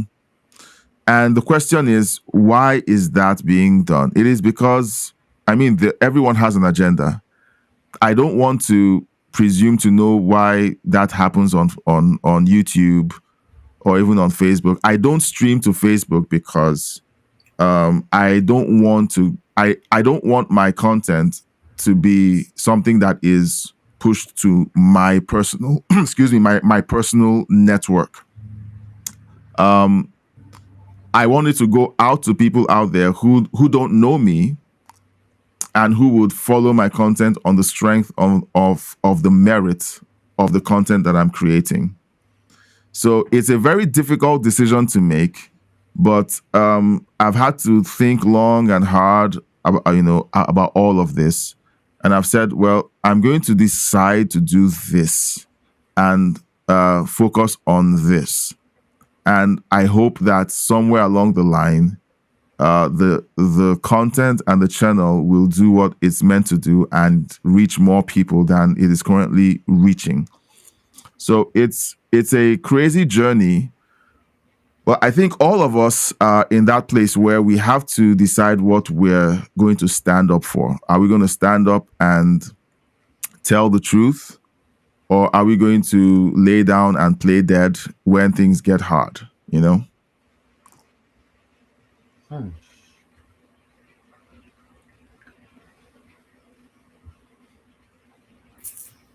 If you ever get the chance, go to D.C.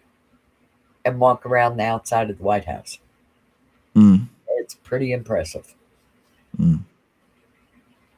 and visit the monuments there and some of the museums.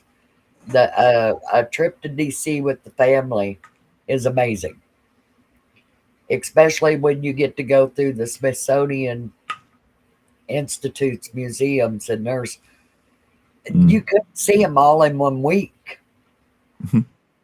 I mean, when we went, and I took my oldest daughter, and we walked into the Museum of Natural History, and they've got these dinosaur bones, these shark jaws, and that you just, it blow your mind.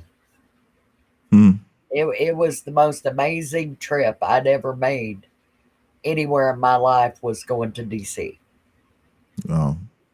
And standing in those memorials and seeing the Lincoln Memorial and the Jefferson Memorial, and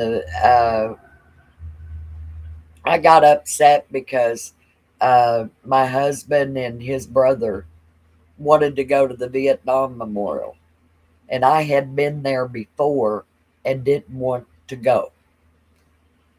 And they said, "Oh, no, it'll be all right. It'll be all right." And by the time we walked the wall, they were all crying.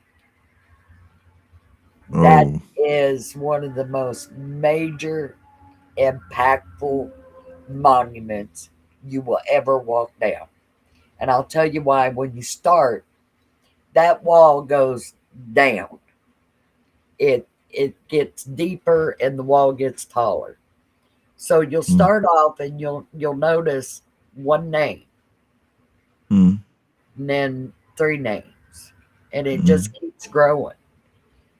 And by the time you get to the bottom, there's thousands. And it starts impacting you what the names on that wall means. Yeah. And at the corner where the two walls meet, the first name on the left is the first soldier that died in Vietnam. Oh, and wow. the one on the very top right is the last one. Wow. So when you walk that wall and the names start jumping out at you, it's actual people's names. These are who died in Vietnam. Wow. And it's an impact that you'll never forget. And then at the top of it, they hired an artist to do the statues of the soldiers. Yeah. And the guy who did it, you should see the expression on these statues' faces. And it was just the most moving thing I've ever been through. Yeah. So if you ever get the chance to go to DC, plus that you get to see the real Constitution. Yeah. It's I would love to see that. Trip. It's an amazing trip. Amazing. I would love to see that. White House is pretty impressive. That thing is huge. And the Capitol. Almost got in trouble at the Capitol. Yeah. You did. Yeah, we went around some barricades, up some steps to get a little higher to get some really good pictures. I was there with educators. This wasn't a trip with my family. But me and a friend went to the top of the steps so we could get a good picture pointed toward the White House. And there was two park officers that was away from us, and they hollered at us, "You know, we could arrest you for being up here." So we ran back down the steps on the other side of the barricade. It was at 2:00 in the morning. Whoa. Yes. So I didn't see the problem with us, being up there on the steps. They were doing some work on scaffolding around the Capitol building, cleaning it up or something. So, yeah, I had this image of calling home saying, "Can you come bail me out?" Just because I wanted a picture. And I finally looked over at my friend and I said, "You do realize that's our house." It is. It is. And she looked at me and she said, "Yeah, what's wrong with those people?"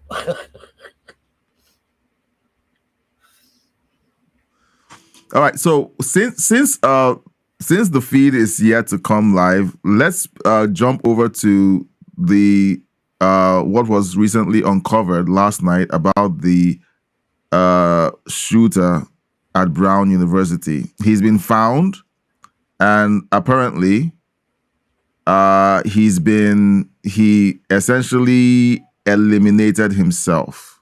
Yeah. So let's just listen. Huh? He was found in a storage unit. Yeah. Crazy. Yeah. But still,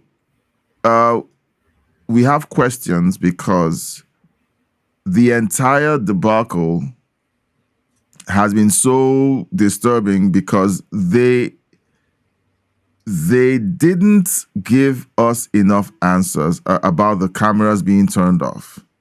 And I think there was a report that states that he crossed state lines, I think, and went over to another state and killed another professor. I think he's the same guy. Oh my.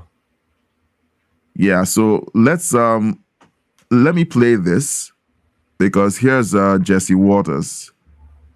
Let's see, authorities. Okay, so let's start with this report about the shooter. We're still going to keep track of what's going on at the White House, but let's listen to this report that basically breaks down the fact that he didn't just do the killings at Brown University, but he also crossed state lines to kill another professor. Just for context here, that we have now learned that the shooter at Brown University, police say, was the very same shooter who killed a university professor at MIT, and that's what this press conference is related to. Let's listen in. 6 days, including information that led us to today's search of the storage locker in New Hampshire. This is what we learned. President Trump is on, so we're going to come back to this. Yep, the announcement is happening. I'm trying to see who's all standing there. Yeah.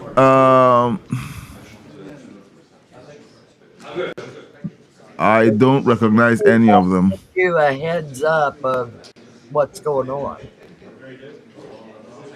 Well, it's an announcement with major drug makers. So I think those are executives of major drug companies. Yeah, check 1 2. Last audio checks. Everybody got it?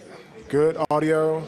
Good. So they're going to be announcing something about drugs and drug prices, and I think that's what this is about. GSX, Sanofi, and something else. Genentech. I think that's what it says.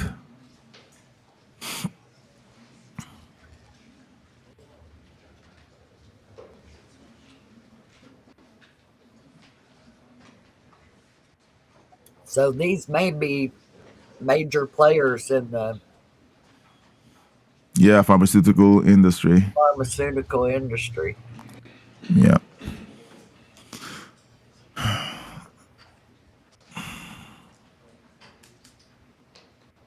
That's why I always look real hard at the people they line up, because it'll give you a heads up on what they're going to be doing with it. Yeah.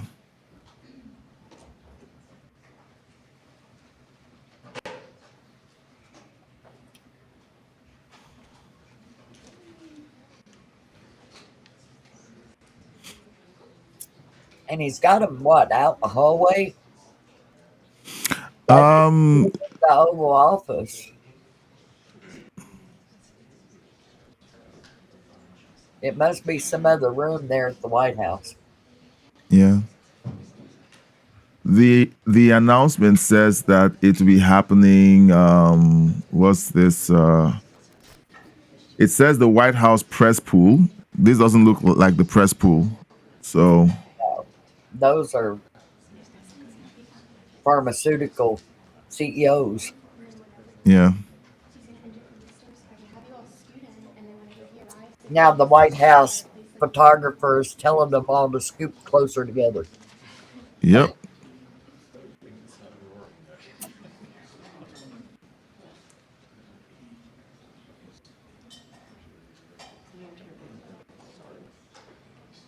They may have been clearing them from the door. Well, that's possible. They want President Trump to be obstructed. Opens the door and runs into someone. Yeah.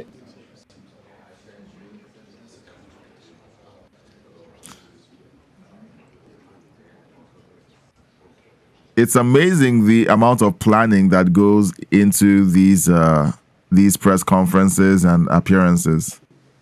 You know.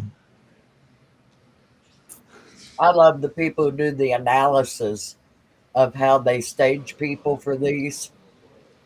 Ah, The one on Mandani just cracked me totally up. really?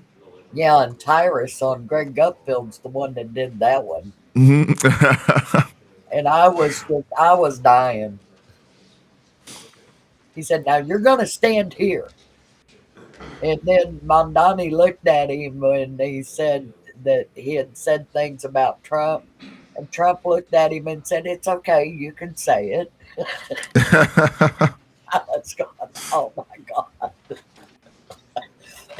The press didn't know what to do with that. They were like, they were expecting Trump to be hostile, and he was so nice, and they were losing it. They were like, "Look, it's a trap! It's a trap!" Like, And I don't even think Mamdani even knew what to do with it. yeah.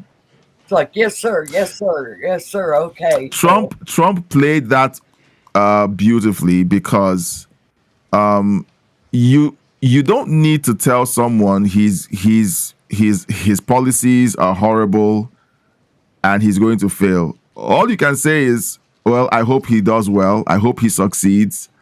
He seems to have some good ideas. I hope he succeeds. He's not endorsing anything. He's just saying, I hope you succeed. But everyone knows that those ideas are just stupid. Failures. Free buses? Yeah. Oh, come on. It's not like you're on Anne Marie Island in Florida and got a small population. It's New York City. You can't move so millions and millions of people around in a city. Yeah. On buses for free. And expect to make money to pay for it. Yeah. No, I have to change the announcement on the look. I am doing my best to kind of put up a professional show. A professional show. And I'll try, but to be honest, I want this show to be as comfortable for everyone as possible. Okay, and here's my daughter breaking the facade of me being professional. Come in. What? You're frowning and everyone can see that you're frowning. What happened? My bag opened and I forgot my snow pants on the bus. You forgot your snow pants on the bus. Well, you wait. Now I can't get it for 2 weeks. Well, sorry about that. There's nothing we can do about that, eh? All right, I have to finish up the live stream, okay? Shut the door, please. We can't get your snow pants back from the school bus.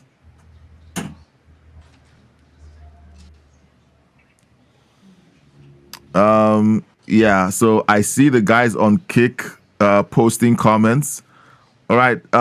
Let's know what you enjoy the most about the stories that we've covered and about our commentary. Leave your comments in the chat. All right.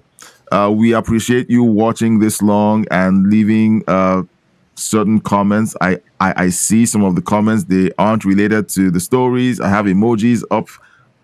I need to have something to respond to. But thank you for watching. Thank you for being on the live stream for this long. We've been waiting for over an hour to have this press conference begin. So we would like to have you kind of give some feedback with, to the speech, to our commentary, to the things that we've already discussed earlier on the live stream. Okay. And let me know, do you feel more comfortable with a live stream that is so polished and professional that it reminds you of Fox News and CNN? Or do you want something that is more like you're paying a visit or simply having a call with a friend who happens to share the news and politics with you, and you can literally have conversations with them? We have a call-in feature active on the live stream, and we usually like to have you use the call-in to join us on the live stream and ask questions or give commentary or suggestions or things that you've seen on the stories that maybe we missed or questions that you have. There's tons that we can do together, and that's the spirit of this platform. So I hope that you would consider engaging in the chat comments section and possibly in the future joining the call-in feature. We're entering the holiday seasons, and we will be letting you know how our live streams will be functioning. We're going to be spending time with family. We're going to have things to do, projects to do. So we may not be able to live stream twice a day during the holidays, but we will let you know whenever we want to go live. We will do posts on the community post. So if you're not subscribed to the YouTube channels, please consider subscribing. Hit the subscribe button, share this video, hit the thumbs up icon, and hit the bell icon to be notified whenever we go live or post new content. So I just wanted you to know all of that while we're waiting for President Trump to walk in. And but we do need for you to engage in the chat so that we can literally have a conversation with you. If you could send a chat to someone on your favorite cable station while they're giving you the news and they responded to you, how would that make you feel? That's the feeling that we hope to give you every time you put up your commentary or your thoughts on the screen. That is done politely and that is done in a way that is helpful to the story and to the value of the channel. And we will love to have you enjoy that along with us. So that's how Patricia got to be a regular on the show. Patricia would fill up the comment section and the chat with her views and her thoughts. And eventually, we decided, okay, if she's open to joining us during the live streams, I would love to have her, and she has been amazing. Okay, if you've enjoyed Patricia's commentary, we have a comment from let me see, Heimler. Heimler said about some of the commentary she ran a few days ago. He said, okay, I need to, gosh, there's been lots of comments. Yeah, so Heimler said that woman in the beginning of the live stream is based AF. So good. Sorry, I keep missing the stream. Yeah, so he watched the live stream after the fact, but loved the commentary that Patricia gave. And look, I'm happy to have anyone who adds value and entertains the audience. And if you engage and if you leave a chat and if you give us your thoughts, you could have an opportunity to be part of the live stream and be part of or be a regular coming in to help with commentary and to talk about the issues. So I just wanted to. And it is fun. It is so much fun. It's so much fun that sometimes we forget what the time is. We're like, oh my goodness, if we keep going, we're going to keep live streaming till the next belt. So we have to literally rip ourselves away from the screen to do other things before the next live stream. So it's fun to engage, and you don't have to put your face out there. All you have to do is put your thoughts and your opinions out there, and they have to be well constructed. Okay. I will be in the future. I'm sure that I will be accused of censoring my comment section. I don't have a problem with being perceived as someone who censors his comment section. I don't. The reason why I have to do that is to make sure that other people in the audience kind of have better value for their participation. Like they join the live stream because it brings value to them and for them. So that's what I would rather have the audience enjoy than have a lot of contention. I don't want contention on the live stream or in the chat. I want an exchange of ideas. Sometimes when we argue or debate, we may not agree on everything, but in the end, we may be able to come to a compromise on, or a middle ground. Like we might be able to have some middle ground on some of the ideas that we all share. Okay, so I'm sure that we're going to have tons of fun as we continue to grow the channel, improving the quality of what we present, and also providing you with great commentary that will be helpful for you.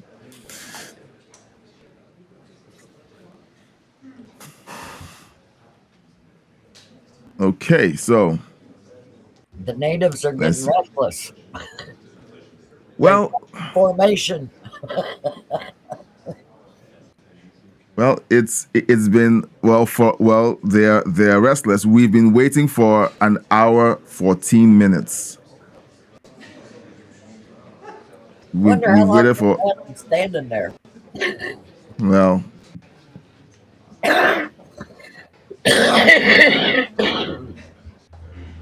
Gesundheit. I have to learn how to say that properly.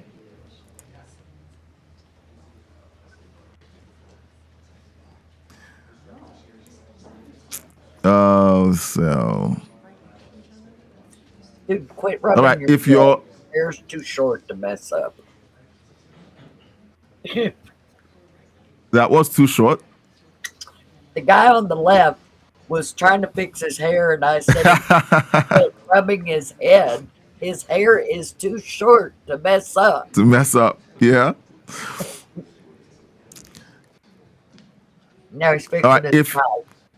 Yeah, if you're watching live, now we're not asking you to do anything flashy. Just let us know where you're watching from. All right, let's know where you're watching from. That would be nice to see, because I see a bunch of people watching. So let's know where you're watching from, and let's start there. I like to get people to engage and dip their toes in online engagement. You know, they need to kind of get used to putting their thoughts out there. So the simplest thought is, who are you? Where you're watching from? You know, so where are you? What country are you watching from? What state are you watching from? You know, like, we'd like to have that in the chat while we wait for the President of the United States. And then cue hail to the chief.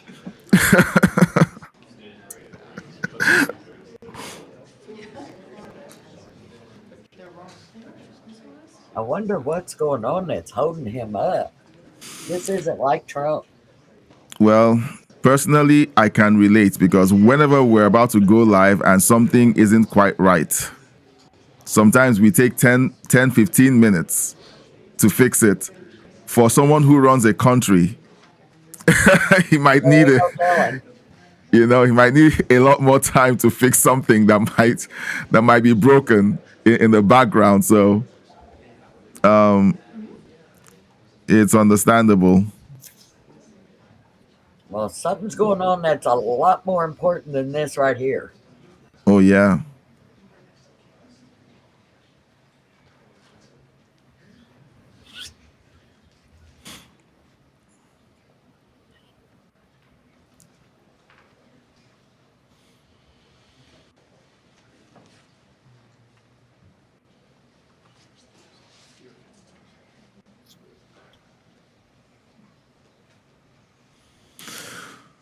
Hmm.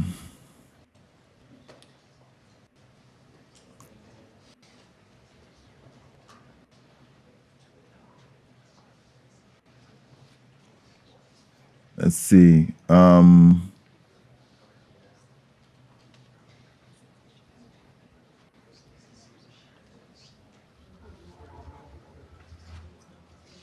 Let's see.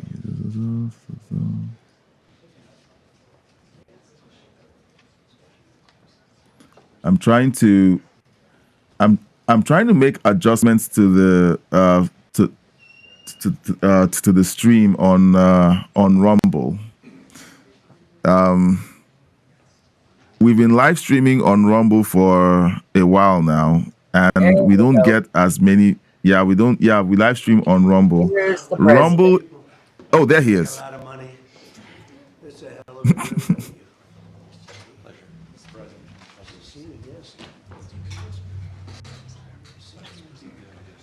An hour, 18 minutes. We've been waiting for this.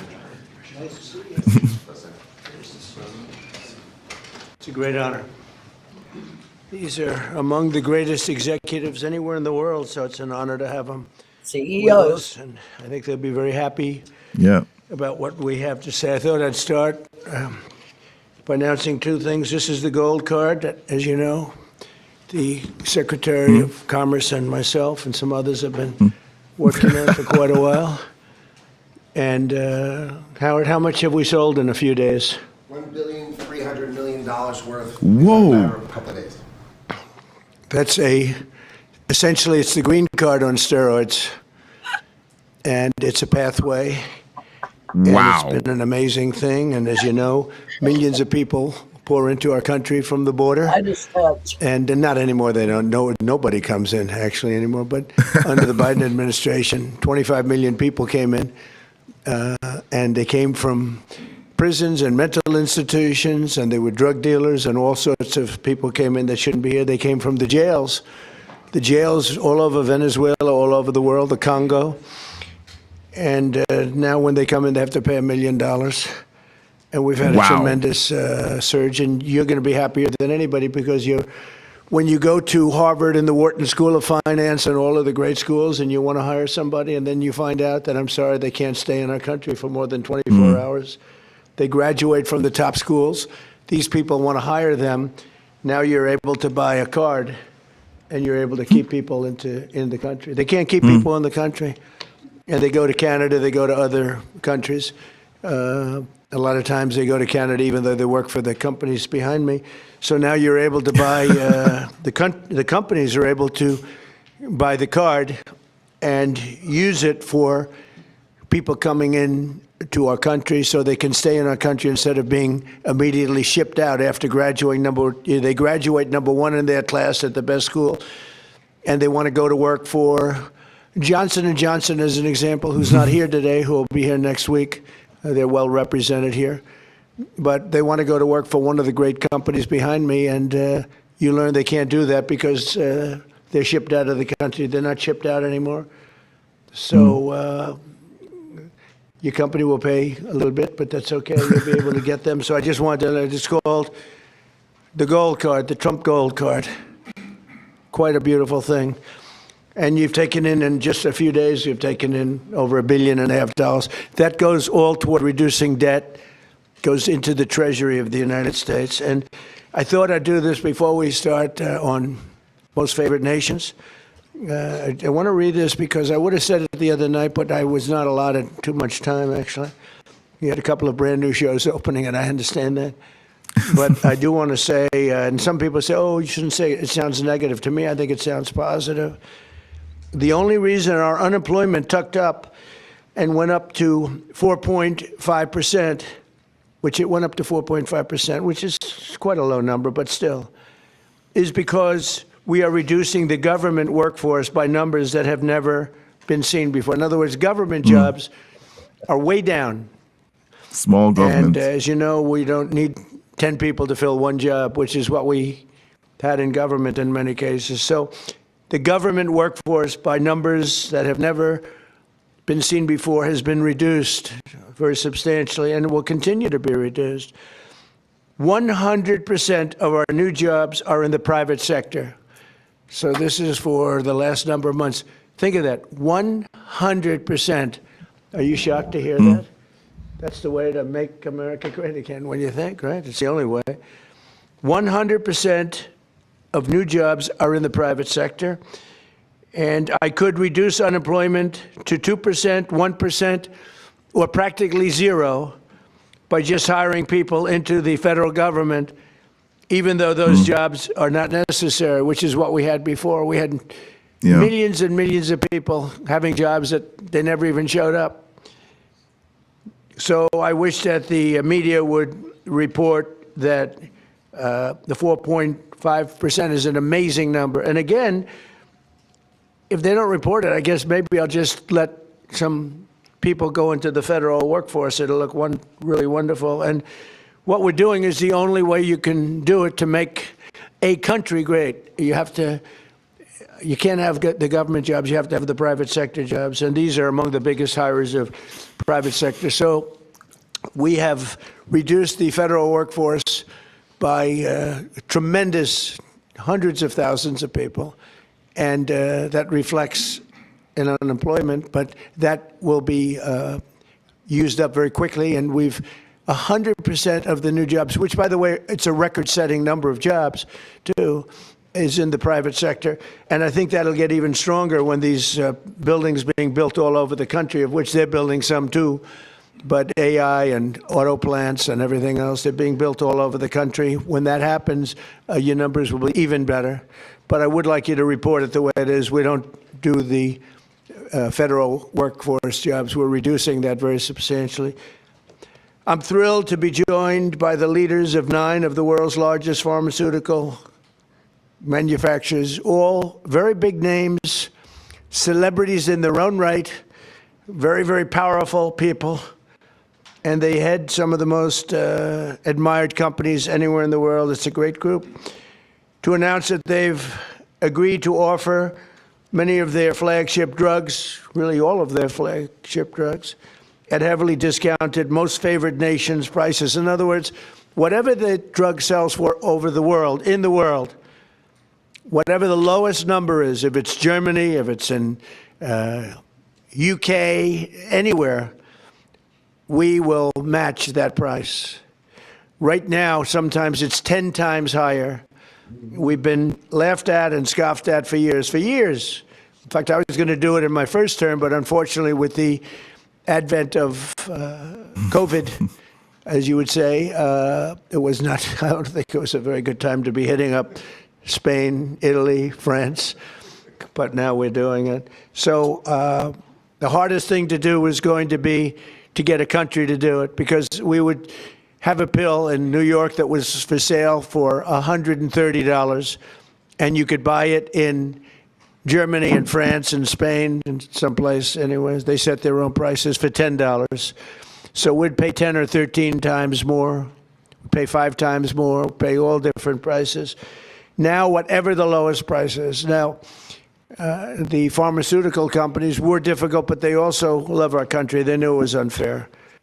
And they were great. I appreciate it. But the bigger problem was going to be the countries. How are you going to get the countries to do it? And we told them, if you don't do it, we're going to have to use tariffs, and we're going to charge you a 10% tariff, which is far more money than the money we're talking about. And they immediately agreed to do it. So we have all the foreign countries agreeing to do it. If we didn't have the use of tariffs, we would never be able to do this. But we used tariff, and they said, is it a threat? I said, yes, it is a threat. Then they said, we will do it, and they dropped the price. So what's happening, because the world is bigger than the United States in terms of people, that same pill would go from $10 to $20 for them, which is an increase, but it wouldn't go to, midway. But it would go from $10 to $20. Ours would go from $130 to $20. So we dropped way down. They went up a little bit. And everyone knows it's the way it is. They, for years, would just say, no. As medicine got more expensive for us, it would stay. They said, nope, you can't sell it in this country. Let the United States pay. And we had other presidents, all of them, said, okay, we'll pay. So we were subsidizing the entire world. We're not doing it anymore. This is the biggest thing having to do with drugs in the history of the purchase of drugs. And I don't think the maybe press will treat it as a story. This is the biggest front page story that you'll ever see. This has a huge bearing too on the healthcare, because a big part of healthcare is drugs, pharmaceuticals, right, Oz? And this will have a tremendous impact on the reduction of healthcare. The biggest impact is going to be that the money should be paid not to the insurance companies, directly to the people, and the people will buy their own healthcare. Yep. So we're going to be working that. The problem is that the Democrats are very much controlled by the insurance companies that make all that money, but we're not going to let that happen. Starting next year, American drug prices will come down fast and furious, and will soon be among the lowest in the developed world. So in other words, whatever the lowest price for a certain drug, of which these companies make much of it, whatever the lowest price is, that price will come down to that price. So we will get the lowest price anywhere in the world. If they're lower in England than they are in Germany, we take the England price. As of today, 14 out of 17 largest pharmaceutical companies have now agreed. 14 out of 17. Oh, those three they're in deep trouble. But actually, they've agreed, because I think those three companies are coming in at a different time next week. So they've agreed. Johnson & Johnson is one of them, right? After the holidays. Why? They couldn't do it faster? No, we're going to be talking about Trump RX. Oh, okay. Trump RX. Trump RX is doing well. As of today, 14 out of the 17 largest pharmaceutical companies, but they've all agreed, have now agreed to drastically lower drug prices for their American patients, for the American people and patients. This represents the greatest victory for patient affordability in the history of American healthcare by far, and every single American will benefit. So this is the biggest thing ever to happen on drug pricing and on healthcare. This will have a tremendous impact on healthcare itself. I want to thank Sanofi CEO Paul Hudson. Paul? Hi, Paul. I hope they have you in some order. I'll be checking. Alphabetical, yes, but... Okay, well, we'll do the best we can. Thank you, Paul. Great company, by the way. Novartis CEO Vas Narasimhan. Thank you very much, Vas. Great job. Genentech CEO Ashley Megaragri. Where are you, Ashley? How are you? Hi. Thank you very much. Great companies. Behringer Inc. Mine President John Michael Bors. John Michael, thank you very much.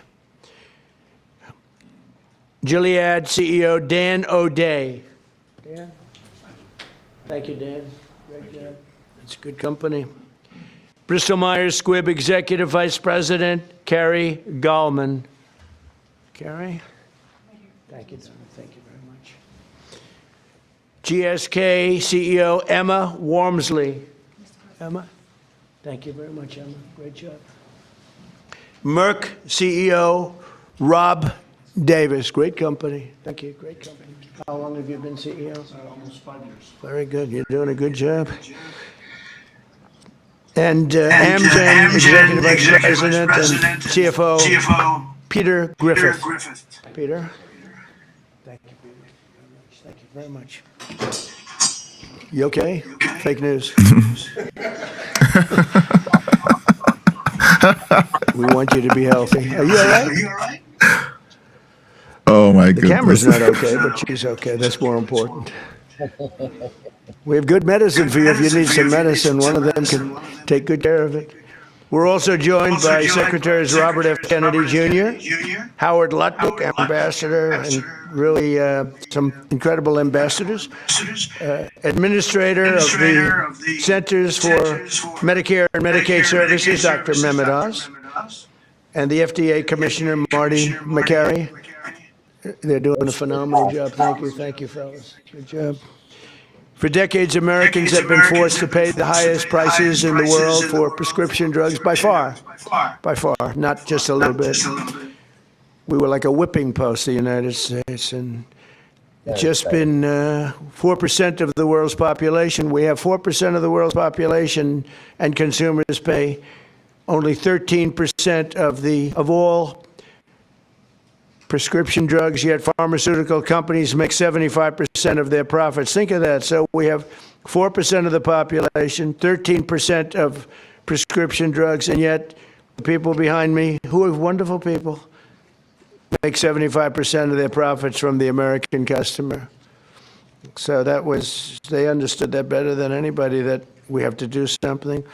That's why I signed an executive order instructing my administration to do everything in its power to slash prescription drug prices for Americans while getting other countries to pay more. And we don't want more, we want this fair. We want to pay the same thing. They used to blame it, remember, on research and development. And I said, well, research and development for everybody. And everybody understood it. As a result, the United Kingdom's National Health Service agreed to pay the fair share for prescription drugs for the first time in 26 years. And we expect other countries in Europe will do the same. And if they don't, we're going to put tariffs on them, and we'll get the same amount of money, plus we'll take a nice return on the money. We signed historic agreements with Pfizer, Eli Lilly, AstraZeneca, Novo Nordisk, and EMD, Serrano, to reduce prices by 300, 400, 500, 600, and even 700%, and sometimes even more than that. I remember when I had a news conference in my first term, I was the first president that reduced prices from the beginning of my term to a year, from January to December, 0.25%. And I thought it was the greatest thing, because it's the first one in 28 years. Now we're talking about numbers that are so incredible. 0.25%. Think of that. I was proud of it, because it hadn't happened in 28 where drug prices went down. Well, now you're going to see numbers that nobody would believe possible. Think of that. 500, 600, 700, 800%. Today we're building on these accomplishments. The companies assembled in this room have agreed to offer all of their drugs to Medicaid and most favored nations pricing. You're going to get most favored nations pricing, meaning they're going to pay our country the lowest price paid anywhere in the world. And they will list their most popular drugs on TrumpRx.gov. TrumpRx.gov. And I didn't name it that. Somebody named it that. And I guess they assumed that was, did you name it, Oz? Or Bobby name it? We all named it together. Okay, well, I'm honored to have the name. And so far that's turned out, because the numbers are so incredible. It's an honor. And you're going to get massive discounts to all consumers. So massive discounts will be not even offered. It's just going to be a fact. All consumers will get massive discounts. That's TrumpRx.gov. Every new drug produced by these companies in the future will permanently be offered to American patients at most favored nation prices. You know, people used to talk about that for years, but nobody ever did anything about it. No other president did. And it wasn't easy, but it worked out great, and I'm so proud of the people behind me. As an example of the price reductions we have secured through these new agreements, Santa Fe will cut the cost of its blood thinner, Plavix, from $750 to less than $16. Wow. Where's Santa Fe? Where are you? What? That's incredible, huh? Could have gone to $17, maybe. That's amazing. And you're going to do tremendous business. You're going to do much more business. So that's coming from $750. Think of that, $750. And that's the number one blood thinner. I don't want to know about that. I take an asprin. to less than $16. Think of that. Bristol Myers Squibb, a great company, both great companies, will cut the price of HIV medication, Revolt, from nearly $1,500, $1,500 to $217. And it will cut the cost of hepatitis B medication, Baraclude, from $1,400 to $413. Gilead will cut the hepatitis C medication, Epclusa, from nearly $25,000 to less than $2,500. And all prices are like that because we're bringing them down to the world's lowest price, everything. And these people really are pioneers. What they're doing is so great. And in the end, they're going to do much more business, and it's. I think it's going to even out for them as a company. The countries will have to pay more, but even for them, because of the fact that the world is quite a bit bigger, it won't be very severe, I hope.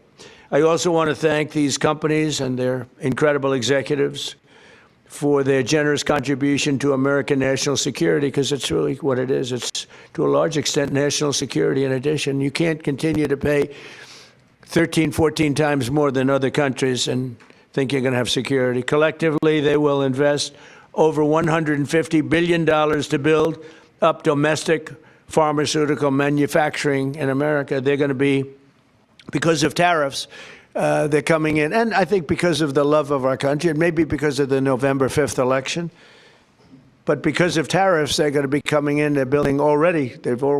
Just about all of them have started. They're building their plants in all states all over the country, and they're building incredible pharmaceutical plants. We're going to have close to 100% of our pharmaceuticals in a very short period of time made in the USA. As part of these agreements, Merck will also donate 3.5 tons of antibacterials to be placed in America's strategic reserve. Thank you very much. GSX will donate over 200 pounds of ingredients to make rescue inhalers, which is a big deal, and Bristol Myers Squibb will donate 6.5 tons of blood thinners. Would appreciate it. Such amazing companies. Every president for a generation has promised to reduce drug prices, but they were talking about a little bit like that. I am the only one of them to ever even think in terms of favored nations, and that's what this is. Favored nations. It's called most favored nation. We are now a most favored nation. I want to thank the leaders in the room, and I also want to thank the leaders of all of the countries that had to pay a little more so that we were treated fairly. I really do. I want to thank the leaders of countries. And they knew that alternative was not much of an alternative, because if they didn't do it, we're going to charge them tariffs, and the tariffs would have been much more severe than what they did. But they did do it as soon as they realized about the tariffs. Then they did it very easily. Now they're very good people. Let's start with Amgen's Executive Vice President, who I already introduced, and I introduced the people here. So I'd like to ask Bobby and Oz to say a few words, and also I'd like to ask if anybody would like to speak on behalf of your company, or to say how great this country is doing. And you're all building tremendous facilities now in the United States instead of other countries that we all know about. But if you'd like to say something. So Oz, do you want to start? And Bobby? Thank you. Thank you, Mr. President. Thank you very much. Mr. President, he gets taller with time here. Mr. President, each of the 9 CEOs will speak very briefly about what they have done, because it is a patriotic effort. This is affordability in action. We talk about it in abstract, but this is not an abstract concept. This is a very concrete, tangible, personal reality, because we've got moms with sick children who cannot afford their medications. Working families cannot make ends meet. Seniors on fixed income. We have 80 million people who have to pay more than $100 a month for their prescriptions. They just can't keep up. So this is a hardcore approach to this, driven by a bold leader who's taking bold action. With that bold action, we've now created a standard for the industry. The 9 leaders behind us run the biggest pharmaceutical companies in the world. They're joining 5 other companies that have been through this White House process over the last 2 months. I want to make sure you appreciate that it doesn't happen with just the people in the room. They're wonderful individuals: Chris Klump, Inma Hernandez, John Brooks, Theo Merkel, Corey, Heidi. A lot of folks work their tails off to make this happen, and that's why we've gotten to the finish line. The prices that President Trump left to the next administration on pharmaceuticals have gone up 25% until the president took office. We are reversing that trend and making sure that Americans can afford to get the life-saving solutions. Because if these brilliant innovators create solutions to cancer and hypertension, hepatitis, and a bunch of other viruses, illnesses that have been lethal throughout human history, but you can't afford them, then we're not treating you fairly. And that's why what the president has done is so critically important. He mentioned quickly the amount of money that they've contributed towards our strategic stockpile and to building in this country. But fundamentally, the health of the American people will benefit because this president took bold action. And from my personal position, I couldn't do anything I do without Secretary Kennedy, who just does not take no for an answer and will call me even more than the president does to make sure things happen right. Mr. Secretary. Even more. That's not nice. I don't think that's true. I think we got a lot of calls from the president, and at one point in this negotiation, we both stopped answering our phones late at night because we couldn't take it anymore. But I want to thank you, Mr. President, for doing this. President Trump, when he was up here a moment ago, talked about how historic this is and how every one of the news outlets in here ought to have World War III size headlines about this. And I was reminded about how astonishing this achievement is a couple of days ago when one of my sons, 29 years old, very, very left-wing Democrat, and disagrees with a lot of the policies of this administration, he called me and he said, "Dad, I want to tell you how proud I am about this. This is the best achievement that could happen to our country." This is something Bernie Sanders has been clamoring for 25 years. Elizabeth Warren has been clamoring for. Joe Biden promised the American people. President Obama, President Clinton all promised to do this for the American people. All of them expressed their outrage, their indignation that we are paying 1/10 in some cases the price of drugs that they're selling in Europe. We developed them here. We manufactured some of them in New Jersey.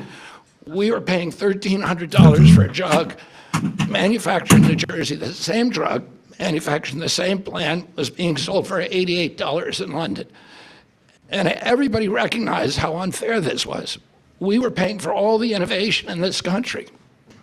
And yet, the rest of the world was free riding on it. And President Trump told me and Dr. Oz at the beginning of this term, this is what I want you to do. And he leaned on us. I think both of us were very skeptical at that point that it could be done. But I would say this is a miracle. And I'm very grateful to all the CEOs who saw the sense in this, who understood the injustice and the unsustainability of the system, and who put public health, and particularly the public health of Americans, ahead of some of their other priorities. And all of them came to the table, and President Trump asked us to do 3 things. 1, to deliver the lowest prices in the world and make this affordable for Americans. Number 2, to do it in a way that we would not hurt innovation, that we would keep America as the incubator and the dominating force in innovation around the world. And 3, to bring drug manufacturing home to this country. I can tell you by the end of this term, 95% of the drugs we will have MFN.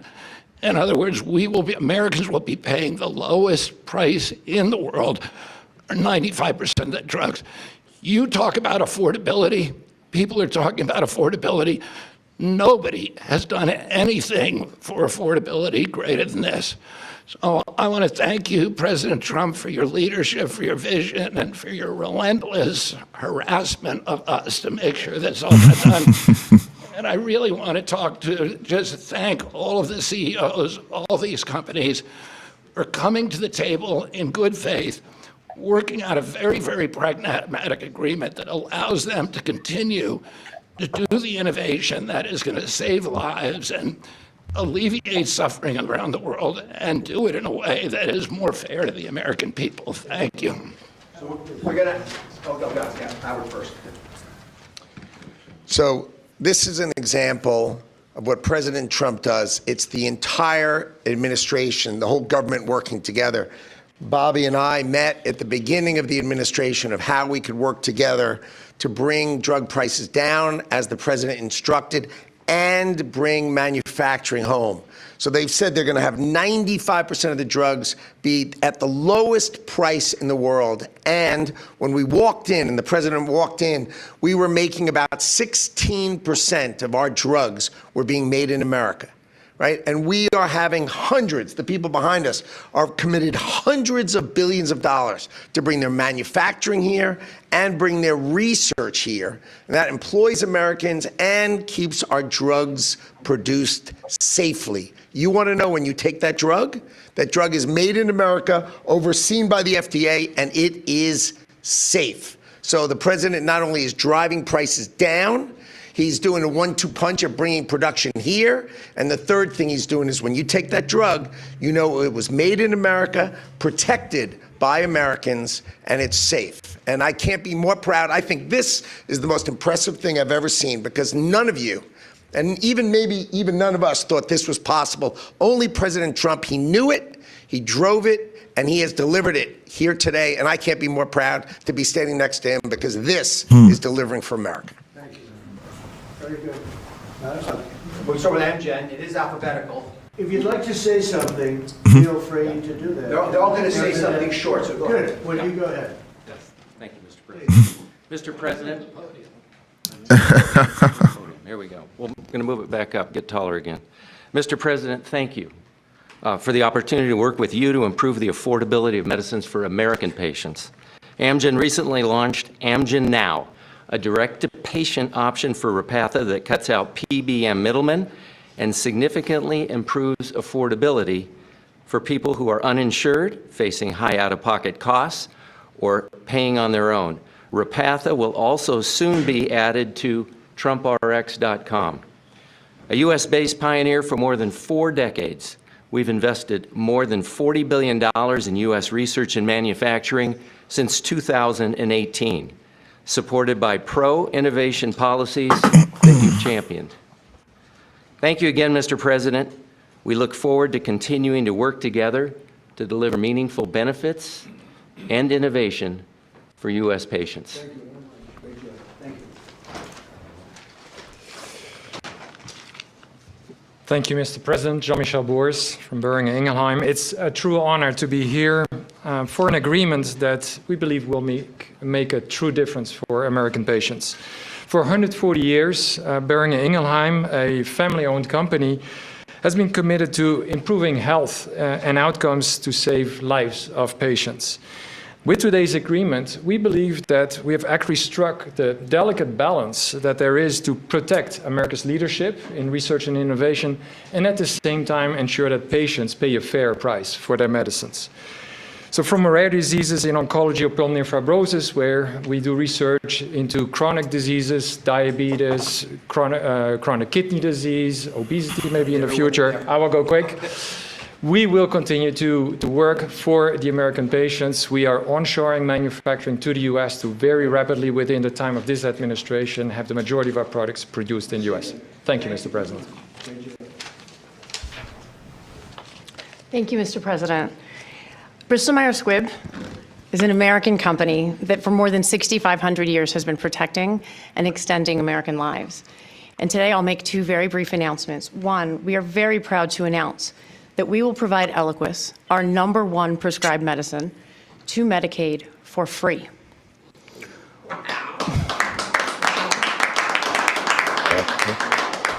We're also answering the administration's calls, as the president said, to shore up the national medicine reserves by donating more than 6.5 tons of Eliquis. These actions build on BMS's commitment to invest $40 billion in the U.S. in research and development and manufacturing. And these investments reflect our enduring commitment to work with the administration to improve patient lives. So thank you. Incredible. Thank you. Thank you, Mr. President, for shining a light on the importance of our innovation and getting all countries to pay for this innovation. I'm proud to represent Genentech, America's first biotech company. We are offering our flu medicine, which is very important this year given the severity of the flu, Xofluza, for $50 direct to patients, and that's a 70% price reduction, and that also will be available on TrumpRx. We're also very proud of our $50 billion investment in U.S. manufacturing and new research labs. Our new facility in North Carolina will bring 11,000 jobs to America. Wow. These are important steps forward for Americans and also for patients. Thank you very much. I saw your rendering is beautiful. What you've done. What Thank you very state's much. getting that? Thank you, Mr. President, to you and the administration. I think this objective of achieving the commitment to affordability and future innovation is extraordinary. And let me just say that the company I represent, Gilead Sciences, the scientists reach for cures every day. In fact, they've come up with medicines that have cured both certain forms of hepatitis and also certain forms of blood cancer. And we just recently launched a new medicine that's only given twice a year to prevent HIV. And we're working with Secretary Kennedy and his entire team, as well as the State Department, as a part of your ex-US strategy to support ending the epidemic really during your term. And so we look forward to working with you on that. I've never been more optimistic about the innovation that exists across these companies and the impact this can have on America's health and economy. Thank you very much. Well, with HIV. Yeah, it literally prevents HIV almost 100% given twice a year. And so the America First Really? State Department strategy, Wow. we've partnered with them, and we're also partnering with Secretary Kennedy and his team. Thank you very much. Thank you very much. Okay, that's a huge one. Well, the blood cancer is GSK leukemia. cares deeply about improving Oh, the wow. affordability of medicines, which is why today we're announcing for the 40 million Americans who live with asthma or COPD, we're going to be significantly lowering the cost of the medicines they rely on to breathe more easily every day. We're going to be going direct on 8 of our core medicines with deep discounts, and we're investing in American health security by donating the ingredients that go into rescue inhalers like this one so that people can access them when they need them. This triple win is on top of our commitment to invest $30 billion in American manufacturing, American research, American technology, and American talent. And all of this to do the right thing for American patients, whether that's John in North Carolina, who says he can now visit with his granddaughters without worrying whether will have to struggle for breath, or Marsha in Kentucky, who says if her asthma inhaler is cheaper, she can properly celebrate with her family this holidays. Mr. President, thank you so much for your ambition for American patients and for the partnership of all of your team so we get ahead of disease together. Thank you very much. Very much. Great company. Mr. President, as the others have said, I just want to say thank you for your leadership. I reflect on your goal of driving affordability and access to Americans, but equally getting prices up outside the United States, and we're 100% supportive of your actions. As many of the colleagues have talked about, I represent Merck, and we also are looking to what we can do on TrumpRx.gov. In addition to bringing in our diabetes drugs, one of the things I just wanted to highlight, we have a novel oral cardiovascular drug, which has an opportunity to meaningfully lower LDL and really still go after what is the leading cause of death in the United States, which is cardiovascular disease, kills 1 million people in the United States annually. And thanks to TrumpRx.com, you will not only be able to get this pill and have an easy-to-take pill, but it'll be easy to get and it'll be affordable. So I appreciate your leadership and look forward to continuing to partner with you. Thank you. Great company. Thank you very much. Mr. President, my name is Vas Narasimhan, CEO of Novartis. Novartis is a 250-year-old company, and today we're the global leader in bringing advanced technologies to patients in the United States around the world, technologies like radioligand therapies and cell and gene therapies. What I want to highlight to you is we're bringing the manufacturing of these technologies to the United States now. We've committed to build 9 new facilities. 7 of them we already have a groundbreaking for. Dr. Makari was with me in North Carolina. We were opening up 4 new plants. Our plan is to scale manufacturing here and ensure all our critical medicines, including these most advanced technologies, are made here in the United States for U.S. patients. Thank you very much. Wow, that's cool. That's a good one. So first of all, thank you, Mr. President. I think you've convened on an extremely important subject and made more progress than perhaps anybody ever thought was frankly possible. For Sanofi, this is another day to reaffirm our commitment to patients, our unwavering support to trying to do the right thing to help patients get better outcomes. But simply, affordability has been at the heart of that for a very long time. Having concluded this contract with the President and the administration, we find ourselves able, as a joint effort, to go further than we ever thought was possible. And that's kudos to you and for what you have done. Improving affordability and preserving innovation and rewarding innovation is a very difficult balance to take. I think we feel the negotiations and the conversations have had the patient at the center throughout the entire time, as difficult as it may have been on occasions. I think what many can learn from the way this was handled, but simply, is that when you bring industry and you bring government together with the spirit of doing the right thing for patients, it is almost limitless what can be achieved. So on behalf of Sanofi, I'd like to thank you, Mr. President, and the team for what has been simply an incredible amount of progress. Thank you. Thank you very much. Thank you so much. So, as I watch, these are the greatest business leaders, and they're beyond that. Many are doctors, and they ended up running the biggest businesses in the country. But you've done so much, and you made it a lot easier than we thought it would be. You were just, you understood to do the right thing.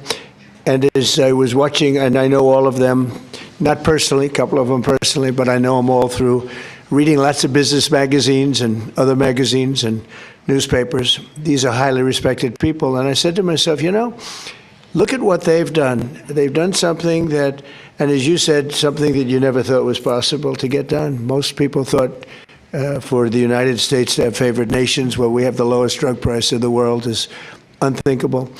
And I said to myself, we have a thing called the Unaffordable Care Act. It's unaffordable because the insurance companies make so much money, and the insurance companies totally control the Democrats. And I said to myself, standing watching these great leaders, and we have 4 other leaders coming in, Johnson & Johnson and 4 other very big companies, actually, very great companies. They've all agreed, and they'll be coming in next week, and we appreciate them too. But they've agreed to the same thing, lowest price anywhere in the world. I said, I think that the insurance companies, we should have a meeting and we should talk to them.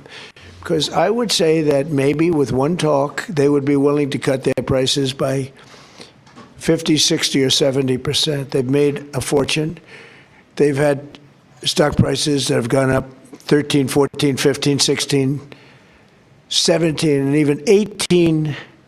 Think of this. They went up 1,800%. One of them went up numbers that nobody's ever seen before. That's a nice return, not a 2%, an 1,800% return. One went up more than that. Therefore, there's a lot of fat that can be cut. And I'd like to announce here, this is just an idea that I had standing here, watching these great leaders saying that we're going to have the lowest prices anywhere in the world, something that nobody would have thought possible. And they're going to come out great. But also donating incredible different medications, medications that are world-famous medications that one or another of them make, and donating them in some cases for free or very, very low prices. And I said, I'll bet you if I called a meeting of the insurance companies, the companies that are involved with healthcare costs, I would be willing to bet, I think, that they would reduce their prices very, very substantially. We could have fair health care in the country. Now, my initial thought, and this is what I want to do as of right now, this is the alternative, is that all of the billions and billions, ultimately trillions and trillions of dollars that's paid to these companies, we're going to pay directly to the people. But there's another way of doing it, and that's getting the insurance companies to ease up and to cut their pricing way, way down and stay part of the system. So I'm going to call a meeting. It could be in Florida this coming week, or it could be back in the White House the first week, not the second or third week. I'm going to call a meeting of the big insurance companies that have gotten so rich by receiving money, and really much, far, far more money than they're entitled to. And I have a feeling maybe if they would act like these incredible, brilliant, responsible citizens behind me, people that love our country and they love the world. I mean, frankly, these are international companies for the most part. I'm going to call a meeting of the insurance companies. I'm going to see if they get their price down, to put it very bluntly. And I think that is a very big statement. And what happened here is the biggest statement of all, because nobody thought a thing like this was possible.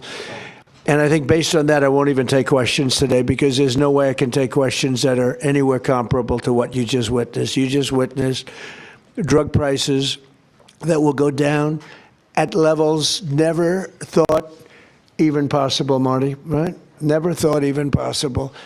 And I think that the second biggest part of this meeting is going to be the fact that I'm going to call in the insurance companies that are making so much money, and they have to make less, a lot less. And maybe we can have reasonable health care without having to cut them out and let it all go awry. So we're going to be calling a meeting. It'll be either in Florida or it'll be here the first week.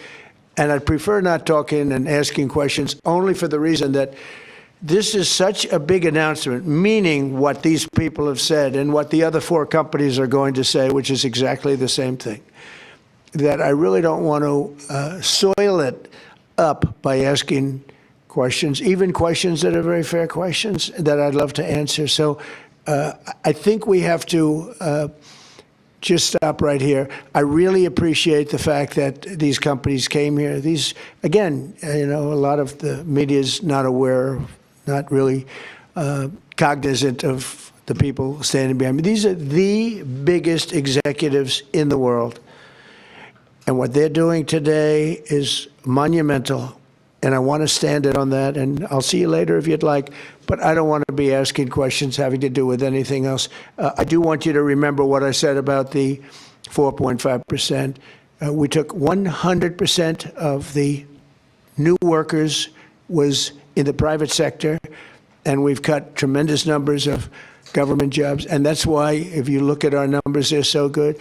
Also, more than, I don't know if you've read this, came out a week ago, more than 50% of our trade deficit was cut. We cut it more than 50% in a period of a few months.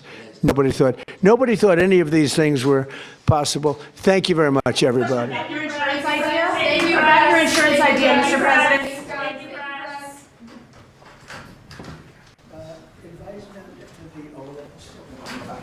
Invite them to the Oval Office. They haven't seen the Oval Office. Come on in. Can we ask you about your name going on the Kennedy Center? Thank you, Press. Sir, your name is now on the Kennedy Center. Can we ask you about that?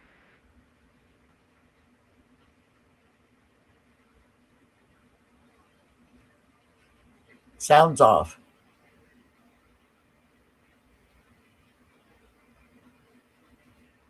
I can't hear you, AA. Yep.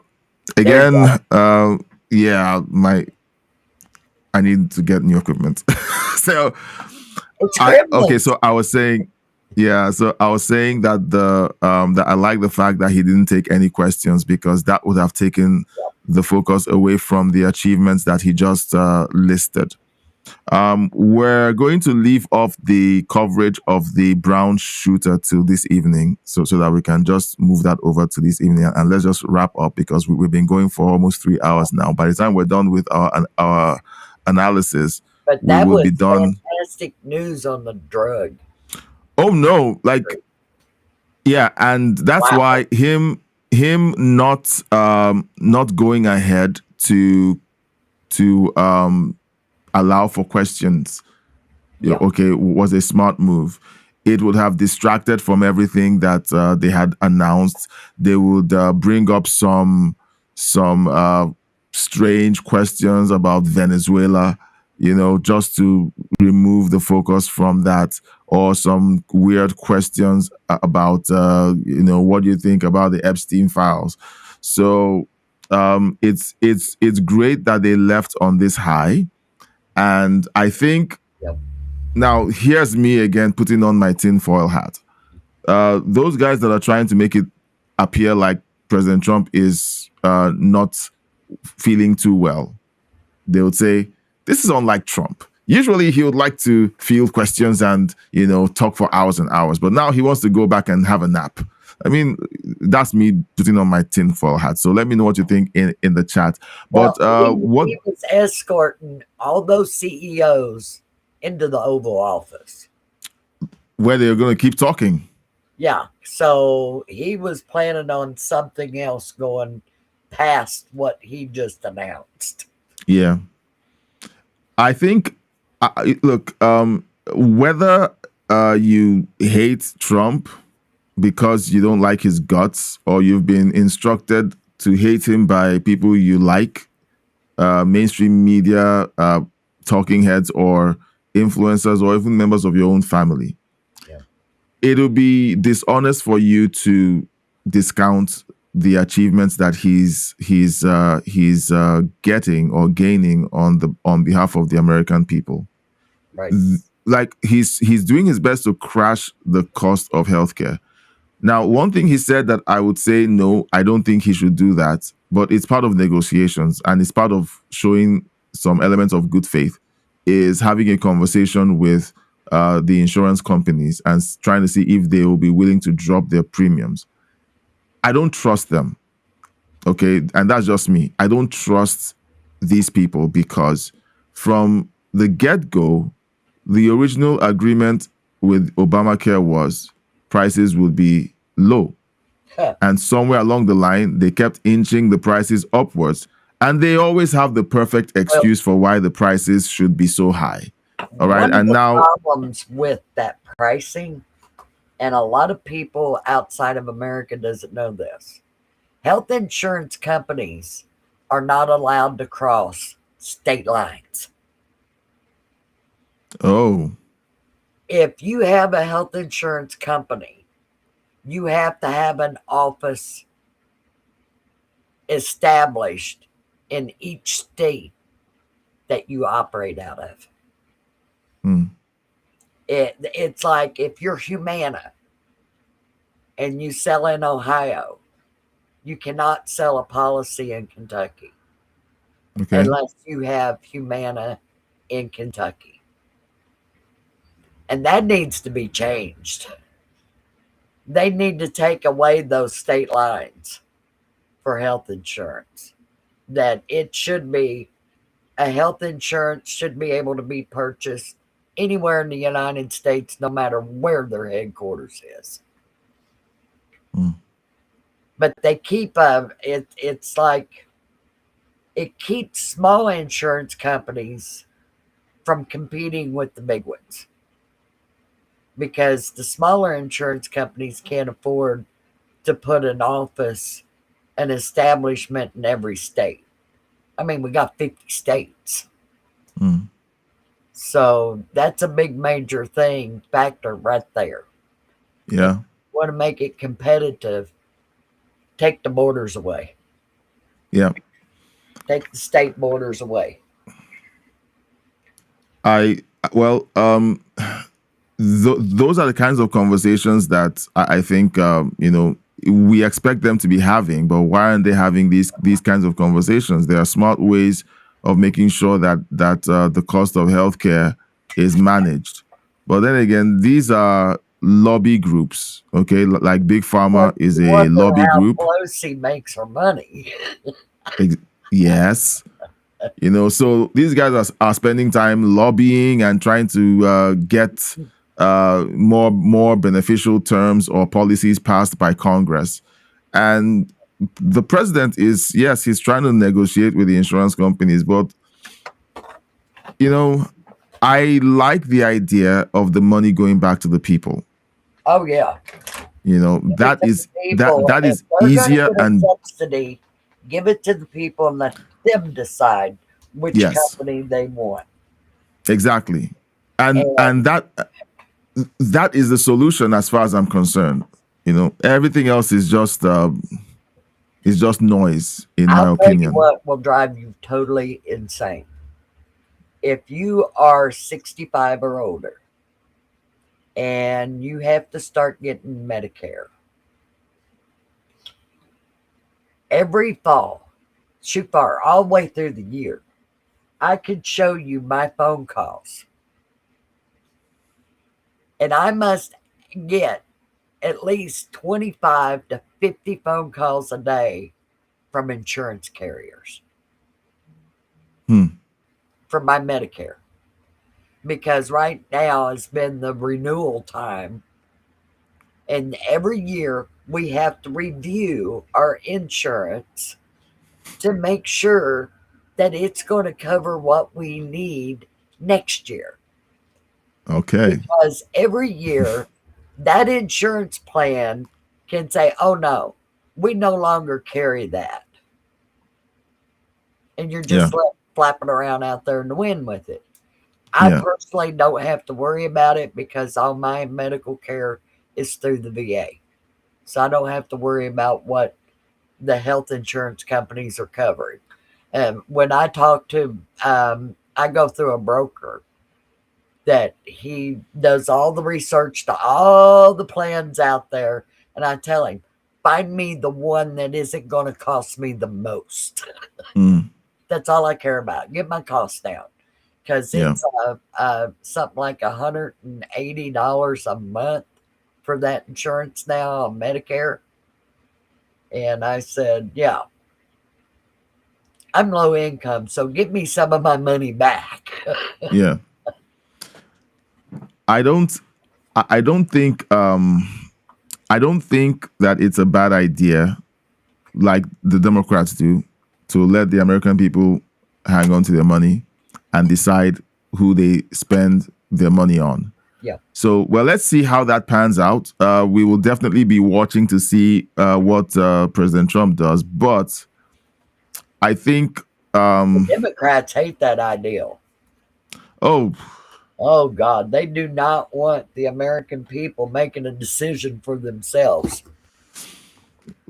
Well, I don't care. I don't care because whenever someone tries to take away your agency or your ability to make decisions for yourself, or they try to persuade you that you're too stupid to take care of yourself, all right, that person becomes my enemy, because that person essentially becomes my enemy. It means that they want to control me. They want me to be on the back foot at all times. They don't want anything that's beneficial for me. They just want like chicken with its head cut off, not knowing which direction you're going. Yeah. So so let's quickly wrap this up. I love these live streams where we just keep going on and on and on, and essentially, look, the news feed is always putting up stuff that will enrage you. But I like the fact that we get to sit and calmly dismantle this insanity. It's been a while since I, did a rant, and I think I like it. Okay, I noticed something with the YouTube algorithm, and it's making me upset with YouTube. It's making me upset with YouTube because essentially what I've noticed is every time I begin to raise my voice and sound like I'm perplexed or irritated with something and I'm really, really getting upset, the views start climbing. And I don't like that. It's almost like the algorithm is trying to train me to raise outrage.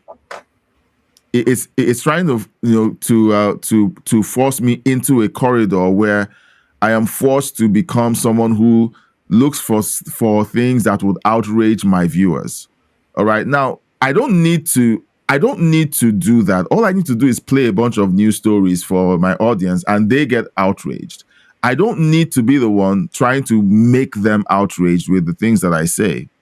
And maybe sometime tonight, if we get to that point, we could talk about this. I don't know if you've been following the craziness with Candace Owens, if you know who she is, with all of the stuff she's been saying, and she's somebody that over the years I came to like and respect the way she could tell a story about things, but over the last few months. She left the reservation. The reservation. You understand? She left the reservation, and she's left planet Earth. So when I look at how she got here, it's easy to see how she got here. And Tucker Carlson, I'm not even sure about him anymore.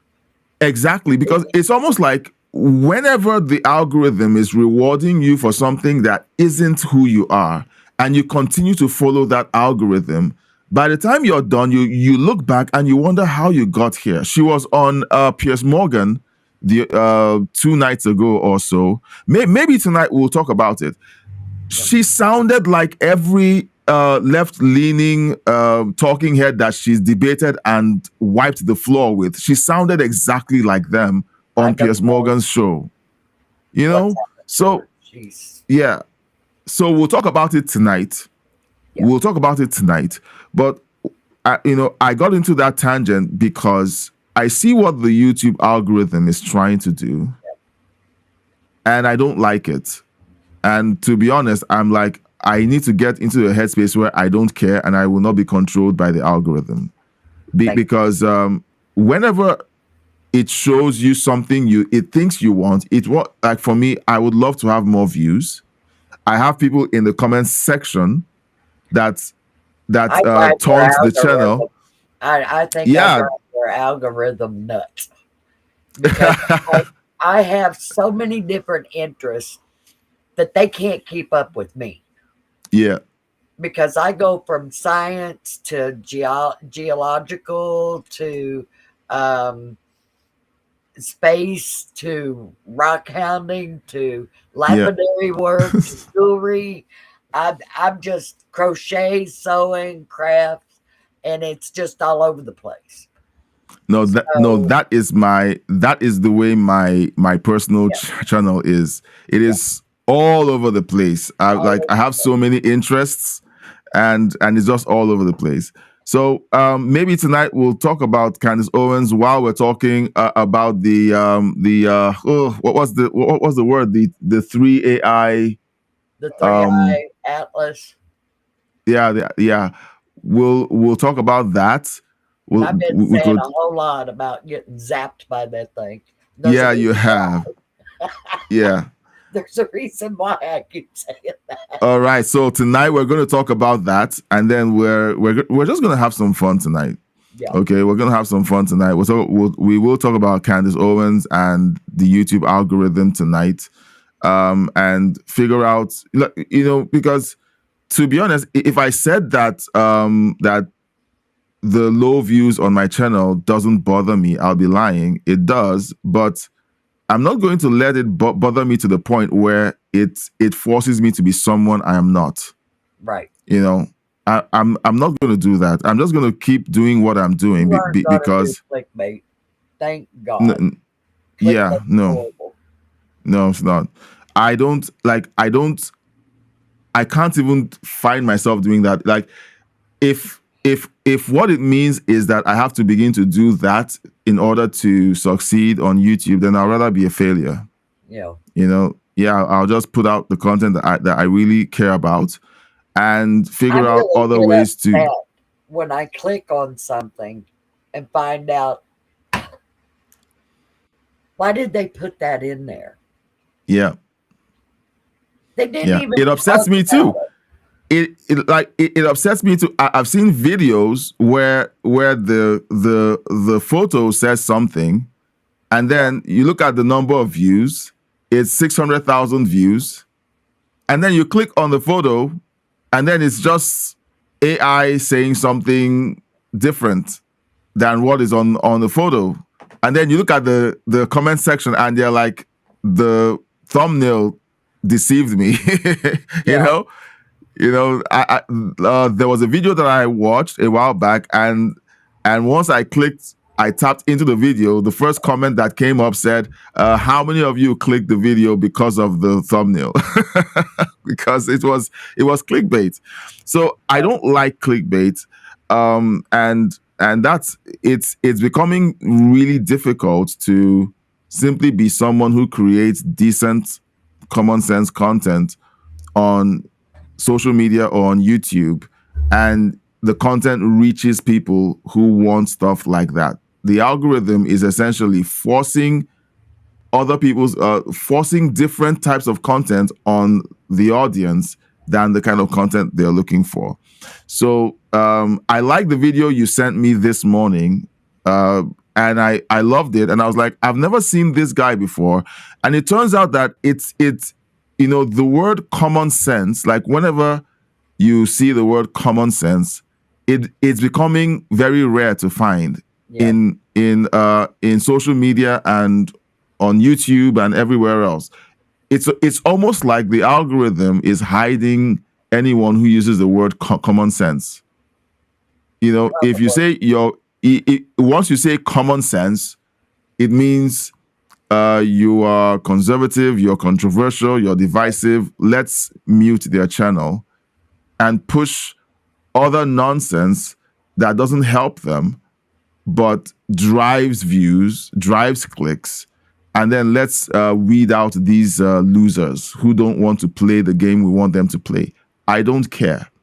I don't care. Sometimes I look at the comments section, and then there's a bunch of people just saying stuff, and I'm like, some of these comments are coming from actual humans, but a bunch of it is coming from bots, because it's more like using these bots to discourage people like you and I from telling the truth and engaging properly and getting people involved in a conversation around why is the world so crazy. So it's yes, it bothers me, and I'll just be straight up about it. I'll be truthful about it. It bothers me that my channel went from 100,000 views a day down to less than 1,000, on some good days. And that's a good day to be about 1,000 views, but it's interesting to watch the trajectory of the world, of technology, social media, and of the news. And we all have to make a decision for ourselves. Same instance happened on Facebook. That all at once people's numbers just went. Yeah. And I'm wondering if YouTube has done the same thing that Facebook did. Well, what YouTube? I've been watching some people talk about it, and to be honest, nobody knows what's happening. YouTube right now is competing with Hollywood. Well, I also heard about the word shadow banning. Yes. Come up a lot. Yeah. Well, I don't want to use that word because I like to believe that only big channels get shadow banned. So whenever you say you're shadow banned, before you say that, you have to be sure that your content is great, that the stuff you're putting out is good enough so that you're like, if somebody meets my channel for the first time and they say things like, YouTube is definitely suppressing your channel. I can't believe I've never found your content before. I've seen at least one comment that said that. So I wouldn't say that there's 1,000 people who have said that whenever they found my channel. I've found maybe 1 or 2 people who have put that in the comment section. You know, they're like, YouTube is definitely suppressing your channel. It's clear that you're being suppressed and so on because you're conservative and so on. I don't know. I But found your channel when it showed up on my homepage one day, and I just clicked on it. I seen the title, and yeah. Yeah. And was the title clickbait? No, because what you were discussing on there was what the title led me into, and Yeah. I listened to you, and I like him. Well, I'm glad you still like me after what is it, 2-3 weeks of watching my content and of also seeing how the sauce is made. And I'm trying really hard to make sure that I keep that that personality going. Someone who is truthful. The content has to be straight up, real, and not deceptive. And if YouTube is really doing this, all right, I want to give it the benefit of the doubt.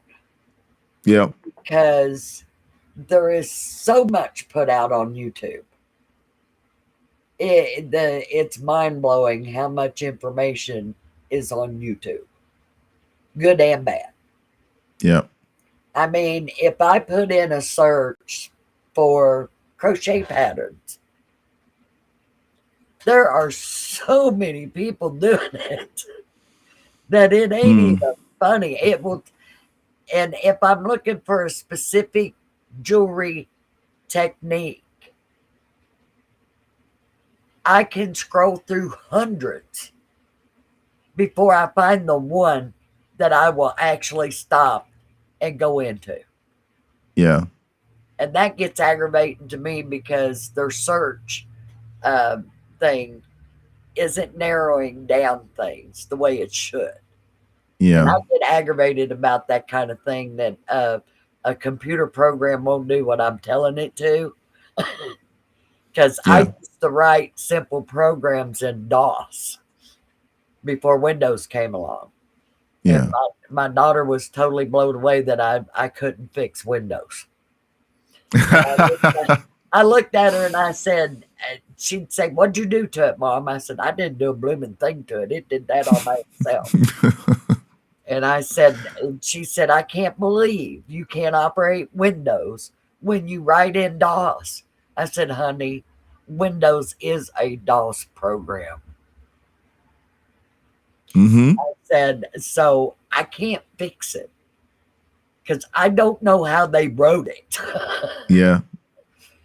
And I actually went and took an introduction to computers at the college.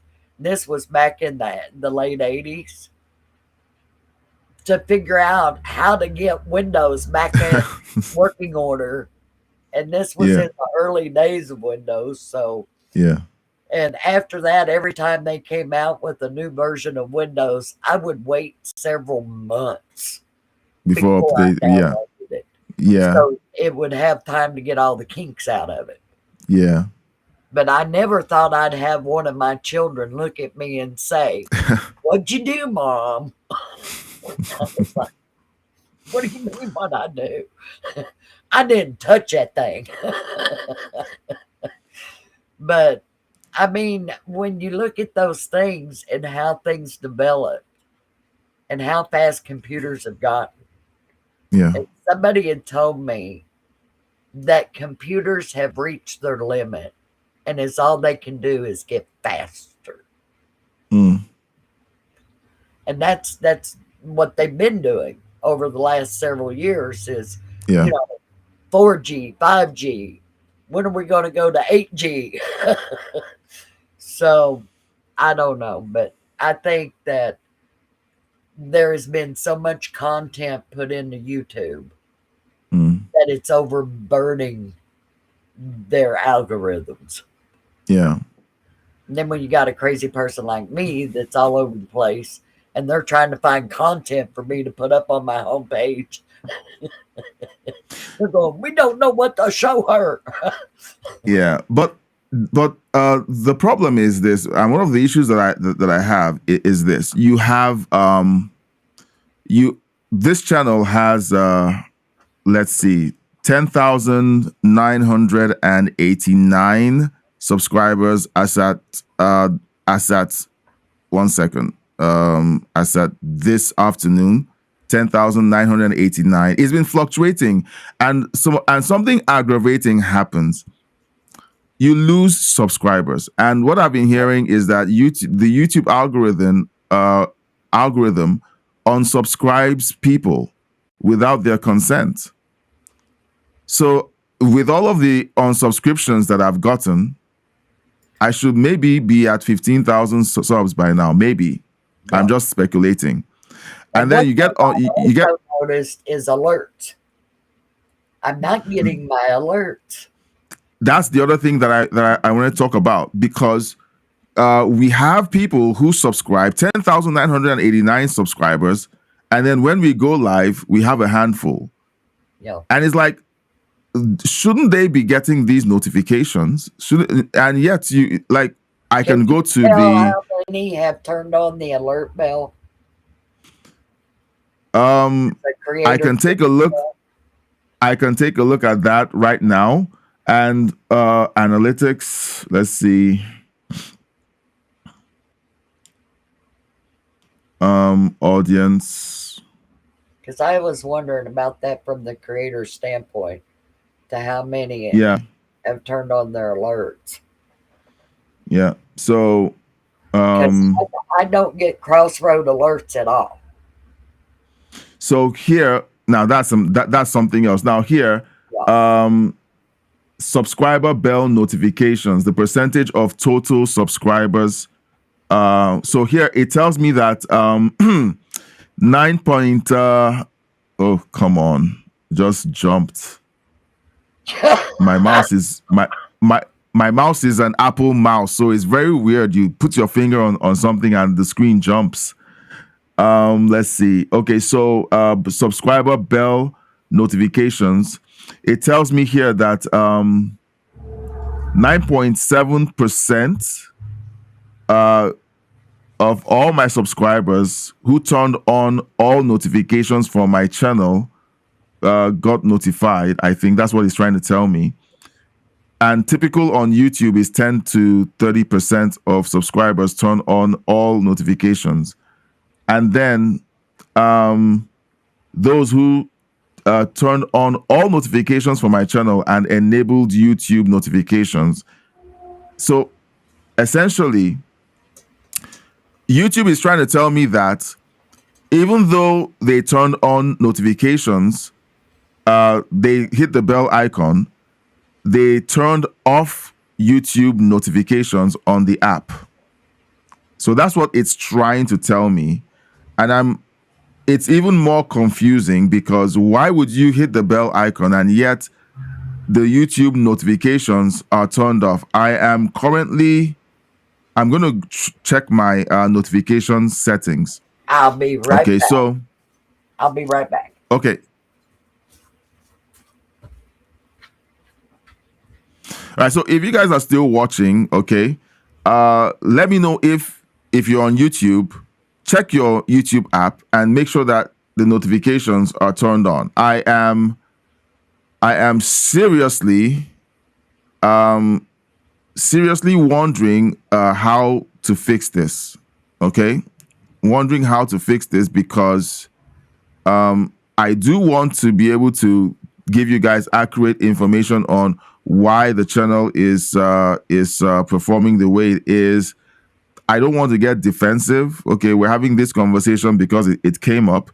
I don't want to get defensive. I want to be sure that everything that I'm doing is done correctly, and we are essentially we're at a point where if we're doing everything right, and yet we're seeing statistics like this, Okay, so let me just share the back end. A lot of YouTube creators don't do this, but I'll just do this for the sake of this conversation. Okay, so this is my let's see. Okay, I can actually do this. Oh, it's on and sharing. Okay.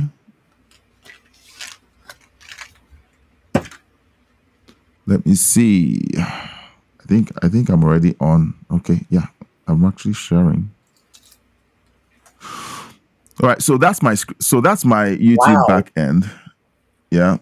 And this is the subscriber bell notifications. Okay. So these are the numbers of people who are notified. So I'll just scroll up to, so I have 15,000 monthly audience overall.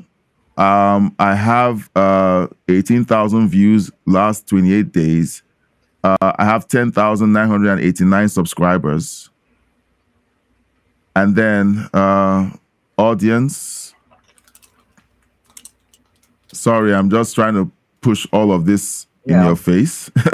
And then subscriber bell notifications. So this is where what we're looking at. Okay, so subscribers who turn on all notifications for your channel. So 9.7% of my subscribers. So that means that out of 10,000 subscribers, only 1,100 people turn on the bell notifications. Then out of all of those people, only 487 of them enabled YouTube notifications. Okay, my notifications come through off the computer website. I don't have the app. Well, the app's on my phone, but I don't use it. Yeah. And I do get notifications in my emails. Yeah.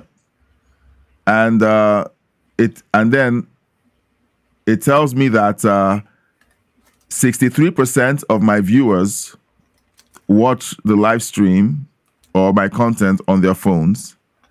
27%, you're part of the 27%, watch it on the computer. 6% watch it on the TV. And 2.8% watch it on the tablet. So, and I would have expected the tablet to be below the mobile phone.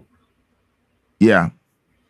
And but what explains it is the demographic, because my core demo is 45 to 65. So that's my core demo. And most people who are within that demo don't do tablets. Or they do, but not as much, you know. So so those are the numbers that I'm looking at, and it's more like I have to be honest and ask myself the question: am I doing enough to serve my audience? Am I doing enough to serve you? And you and I and Tony and the rest of the guys, I continue to ask this question because I want to be sure that I'm doing the right thing. So if I'm not getting the views that I think I should be getting, is it that my content is bad? Is not properly produced? I spent the last month or a couple of months trying to make sure that the live stream and presentation was properly organized, so that people who leave comments can actually have their comments show up on the screen and have some of these experiences ironed out. Because if anyone takes the time to watch my content and leave a comment or a chat while the live stream is going on, I want to honor them by putting up the words they used on the screen. I don't want to read it off screen, and it's also for the sake of authenticity and for people to know that I'm not making up these comments, because I could literally be reading off the comments of X, or it could be a made up comment on ChatGPT. ChatGPT, here's an idea that I'm doing. Generate 20 comments or chat statements that I could read off during a live stream. And I think people literally do that. And they make it look like there's engagement. I don't want to be that person. So I want to have everything transparent and on the screen as much as I can.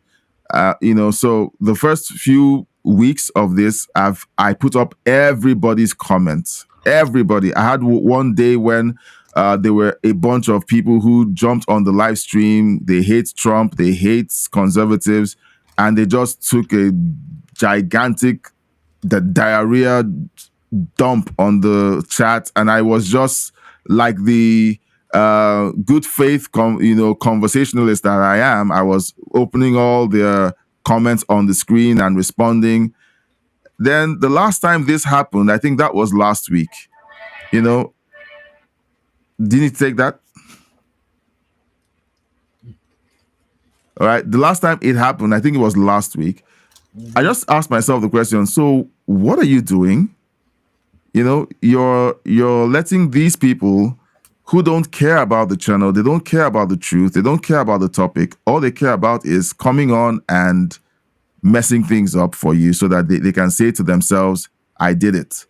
I took down another Trumper. I was like, there's no point. The new and improved me, if you don't like that, if you don't think this is improvements, I think it is, because I see these comments and I'm like, nah, I'm only going to serve people who value the channel, who value the community, who value conversation, good faith conversation. If I see anyone who doesn't look like it, I'm sorry, I'm not going to talk to you, because I literally don't have all day. All right. We've been here live streaming for 3 hours and 35 minutes. And it's not because Patricia and I don't have other things we could be doing. We're doing it because this matters. Talking about these issues matter. A lot of the things that we're dealing with today are happening because 10, 15, 20 years ago, 30 years ago, 40 years ago, some people didn't have the time to address the thing that we all saw happening in the news. They told us it was happening, but we were all too busy to address it and to have serious conversations about it. So it's about time that gave the warning out that communism was on the rise in America. Yeah. And then Bernie Sanders gets elected. Then Mandani gets elected. Mandummy. I'm going to call him Mandummy. Like all of that is in our faces. So we talk about these things, and to be honest, so someone says, well, don't quit your day job. I didn't quit my day job. I just can't work. And you're stuck with me until, I can figure out a different way to raise funds and do stuff. But if this is it, I'm taking it seriously. No, if this is it, I'm taking it seriously. You're stuck with me. All right. If you don't like me, go somewhere else. Go somewhere else and let them tell you what you want to hear. Yeah. And if you try to have TDS diarrhea in my chat or in my comment section, I'm going to ignore you. And if you're really destructive to the chat, I will ban you. So that is me censoring my audience. Yes, I am censoring my audience. Problem with people giving us, well, I don't like Trump because he does this. Yes. Yes. When you make the statement and bring the information. Yep. Instead of just saying, I hate Trump. Yeah. So you hate Trump. What are we supposed to do about it? Yeah. Like, tell us why. Give us reasons. And it. Well, it's fine. Like, you can't get a solution until you name the problem. until you identify a problem, you're never going to get a solution. Yeah. Identify and then tear it apart and find out what's the best fix. Yeah. Yeah. All right. So we've been saying goodbye for the last 20 or 30 minutes. So so let's we're going to be back again at by 8 p.m. Eastern tonight. 8 p.m. Eastern. We're going to be back. Let me see. Yeah, I'm dropping off my daughter for gymnastics. Then I get to pick her up, and then I should be here for the live stream 8 p.m. Eastern easy. We're going to be diving into conspiracy theories. What people call conspiracy theories, what we call scientific discoveries, ancient civilizations, aliens, spaceships, sightings, all of those things that, make you want to say, yes, you see, these guys are crazy. Yeah, we're going to be doing that tonight to validate your conviction that we essentially are kooks and are conspiracy theorists. We're going to feed that that part of your brain. I've gotten confused about this 3-eye atlas thing. I mean, Yeah. I'm going, what the hey? Yeah. Is it a rock or and not? then we're going to talk about Candace Owens, Tucker Carlson, TPUSA's AmFest hasn't, I don't know if it's losing its soul because everyone is so angry with Charlie Kirk, with Tucker Carlson. People are just angry, and I think the anger in the conservative movement is being turned inwards now. Well, I think it will take a little bit for TPS to find its real footing after losing Charlie Kirk. Yeah. I mean, you talk about a disruptor. TPS was Charlie Kirk. Yes. And with him gone, what is it? Yeah. And I think that's what they're trying to figure out. Where do you take it from here? And that's really hard on Turning Point, and it's hard on Charlie's family. Yeah. But I don't think that they'll fold up and go away. No. They're just having to find their new voice. Yeah. And let's hope to God they do. Yeah. Let's hope they do. All right. We'll dive into a bit of that tonight. Let's just I will be chomping at the bits to jump on this conversation, but I'm not looking forward to the Candace Owens bit because, of course, these are people that I have enjoyed listening to and watching grow, and these are the kind of people who inspire you to say, look, if she could grow her audience to this point, it means that I could do the same too, but now not like this. Okay, not like this. So I'm going to be very reluctant to dive into this, but we need to look at it so that I get to learn what not to do. I look at it and say, okay, she did all this. She was getting 2 million views for each live stream. That's a lot. For each live stream, she was getting 2 million views. I can say there are some people who, when they hit success, I call it inflated head. They balloon head. Yeah. They get so self-important that they lose what they had to begin with. Yeah. And I think that may be what's going on with Candace Owens. Now, Tucker Carlson, I think there was 2 factors on him. His family was threatened. His home was attacked. And I think it did something to him. There was an unraveling there. Yeah. And what happened at Fox News with him, I don't know. just all at once he was gone.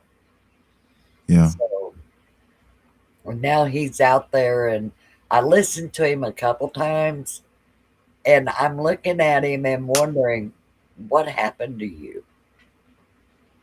Where did this come from? And that the same thing with Candace Owens. Yeah. Is, what's happened to you? You never sounded like this before. For God's sake, she attacked Cam Higbee for being Seriously. at the Pentagon. And I'm going, that's when you congratulate somebody. I don't know. Like whenever we start trying to be contrarian for the sake of being contrarian, then that's where we have a problem. And I think that's one of the things that they did. They just basically stepped into that mode of, okay, we have to say no to everything and to everyone. And to be the guys, we need to be the devil's advocate, and say the thing people feel like they shouldn't be saying. Let's be the ones to say it. But there's a line that you don't cross. And Don't become a red ball. Don't become a red ball. He says no at everything. Yeah. I don't think that man knows the word yes. Oh, well. All right. I can say that. He's my senator. Well, he is. He is. And I write him nasty little notes all the time. Well, not nasty. You do. I let him have it. You should have seen what I wrote Mitch McConnell. That man. Ooh. Yeah. Well, it was bad. All right. I told him not to come back to Kentucky. Go somewhere else. That he might all right. California or somewhere. Yeah, he'll fit in very nicely. He'll fit in very nicely. Okay, so we need to do a hard stop. Else we're going to find ourselves an hour in still talking because we enjoy doing this so much. So don't forget, leave your comments in the comment section. Let's know your thoughts on everything that we've covered. If you listen this long, you're a super fan. Thank you for being a fan and for supporting us with your views.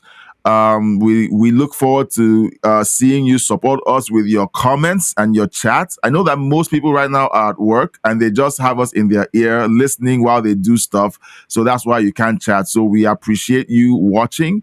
We appreciate you listening. And we know that when you do have the ability, you will chat.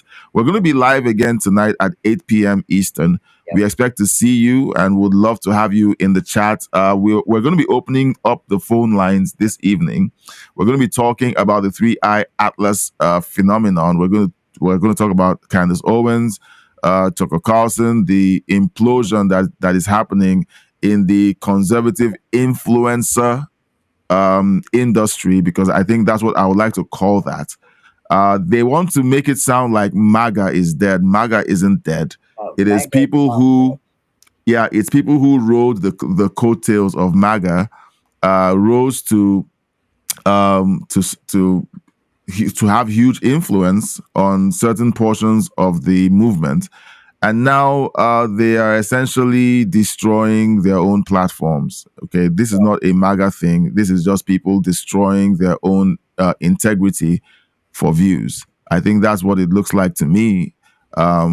But we'll talk about it, and hopefully you will be a part of the conversation in the chat. I'm sorry, I didn't catch that. I said they got that balloon head syndrome going on. Yeah, I guess so. Yeah, you get big. You get big, and you're making tons of money. People listen to you, and you have a bunch of yes people in the chat saying yes, yes, yes to everything you say. You think that you can do no wrong, and then you begin to say stuff. People have seen this happen to all kinds of different famous people. Yeah. And then they have a crash. Sorry. Like a complete breakdown. Yeah. And go off the reservation everybody's looking at them going, what happened to you? Yeah. You know, and we've seen it time and time again. And I think it's just the ability of them not being able to handle it, that it became too much. Maybe, I don't know, but it always shocks me to see somebody do that. Yeah. That you become so self-important that you lose sight of what you would rather, you know, Yeah. lose that base that you was at. Maybe they need to take a step back and a deep breath and say, you know, where am I? Yeah. Yeah. And for me, that, like, if I ever see a comment section or a chat that is full of yes people, I will have to go back and re-examine myself. You know, okay, so there's a comment that came up on the backup channel where I said something to the effect that so and so is an idiot. I don't like doing that. I feel uncomfortable doing stuff like that. I don't even talk that way in private. Okay, so like there are people who are like professional and they're polished. They don't cuss when they're live streaming, but in private they do all of that. Yeah. I am not. That's not who I am. Okay, so I like even thinking the F word makes me feel dirty. Okay, so that's who I am in private, and I apologized during that video or live stream, and then someone puts in the comment section, "Oh no, you don't have to apologize. I know Jesus will forgive you." I'm like, yeah, well, thanks, I guess. Don't do it on purpose. Yeah, you know, it's like, yes, you don't have a problem with it. You want me to keep doing stuff like that, but this is not who I am. You know, and I would hope that in a few months or a few years, when the channel is much bigger, and if I step out of line and do something that's out of character, someone will say to me, "Hey, this isn't you. This isn't the person that I've been following for a few months or weeks or years. What's going on?" And you know, and then it will set me straight to say, okay, I'm deviating because maybe the views or the size of the channel is getting to my head. So I wish they get people like that around them so that they can, you know, save their platforms. Because to be honest, right now it's looking dark for Candace. Yeah, it's looking dark for Candace because in the conservative movement, on this side of the aisle, truth and integrity and being trustworthy is held at a high premium. You know, we don't like charlatans. We don't like shills. We want people who are real and truthful. And when you begin to veer off that track and look like you're something you're not, we begin to pull back. And then what is left when the real conservatives pull back are the crazies. So if your audience is suddenly filled with crazies, it looks really bad. You know, it looks really bad. All right, so we'll have to say bye for the third or fourth time now. We'll be back tonight at 8 p.m. Eastern, and we love to hang out with you. Please come with your popcorn or with your notes or with your theories on these topics that we're going to be discussing, and loosen up your keyboard. We want you to leave a chat and to consider being a part of the call-in when we open up the phone lines tonight. Thank you so much for being here, Patricia. As always, lovely to have you. Love having you. Love you so much. Thank you so much for being a part of these live streams. It's enriched it. It's made it fun. And you know, I hope you're going to be able to make it tonight. Oh yeah, I wouldn't miss this one. Okay. All right. So till later tonight, we're going to be back in about 4 hours. Bye, and God bless you. God bless you all too. Bye-bye, everybody.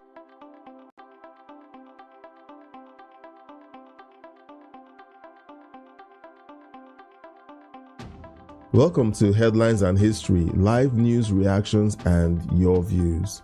We're about to go live soon, so grab your spot and get ready for a sharp, balanced take on today's biggest news stories with a dash of historical insight. Stay tuned. Each week, we tackle the headlines that matter: politics, economics, global events with a balanced lens. We'll react live, tie today's stories to historical moments, and spotlight your views in the chat.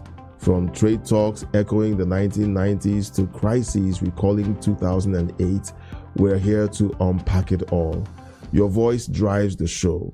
Share your thoughts or historical parallels in the live chat, and we'll dive into the best ones. It's news, context, and community all in 1 hour. We're moments away from launching headlines and history. Stick around for live reactions, historical nuggets, and your chance to chime in. Hit the notification bell, prep your comments, and let's make sense of the news together. See you soon.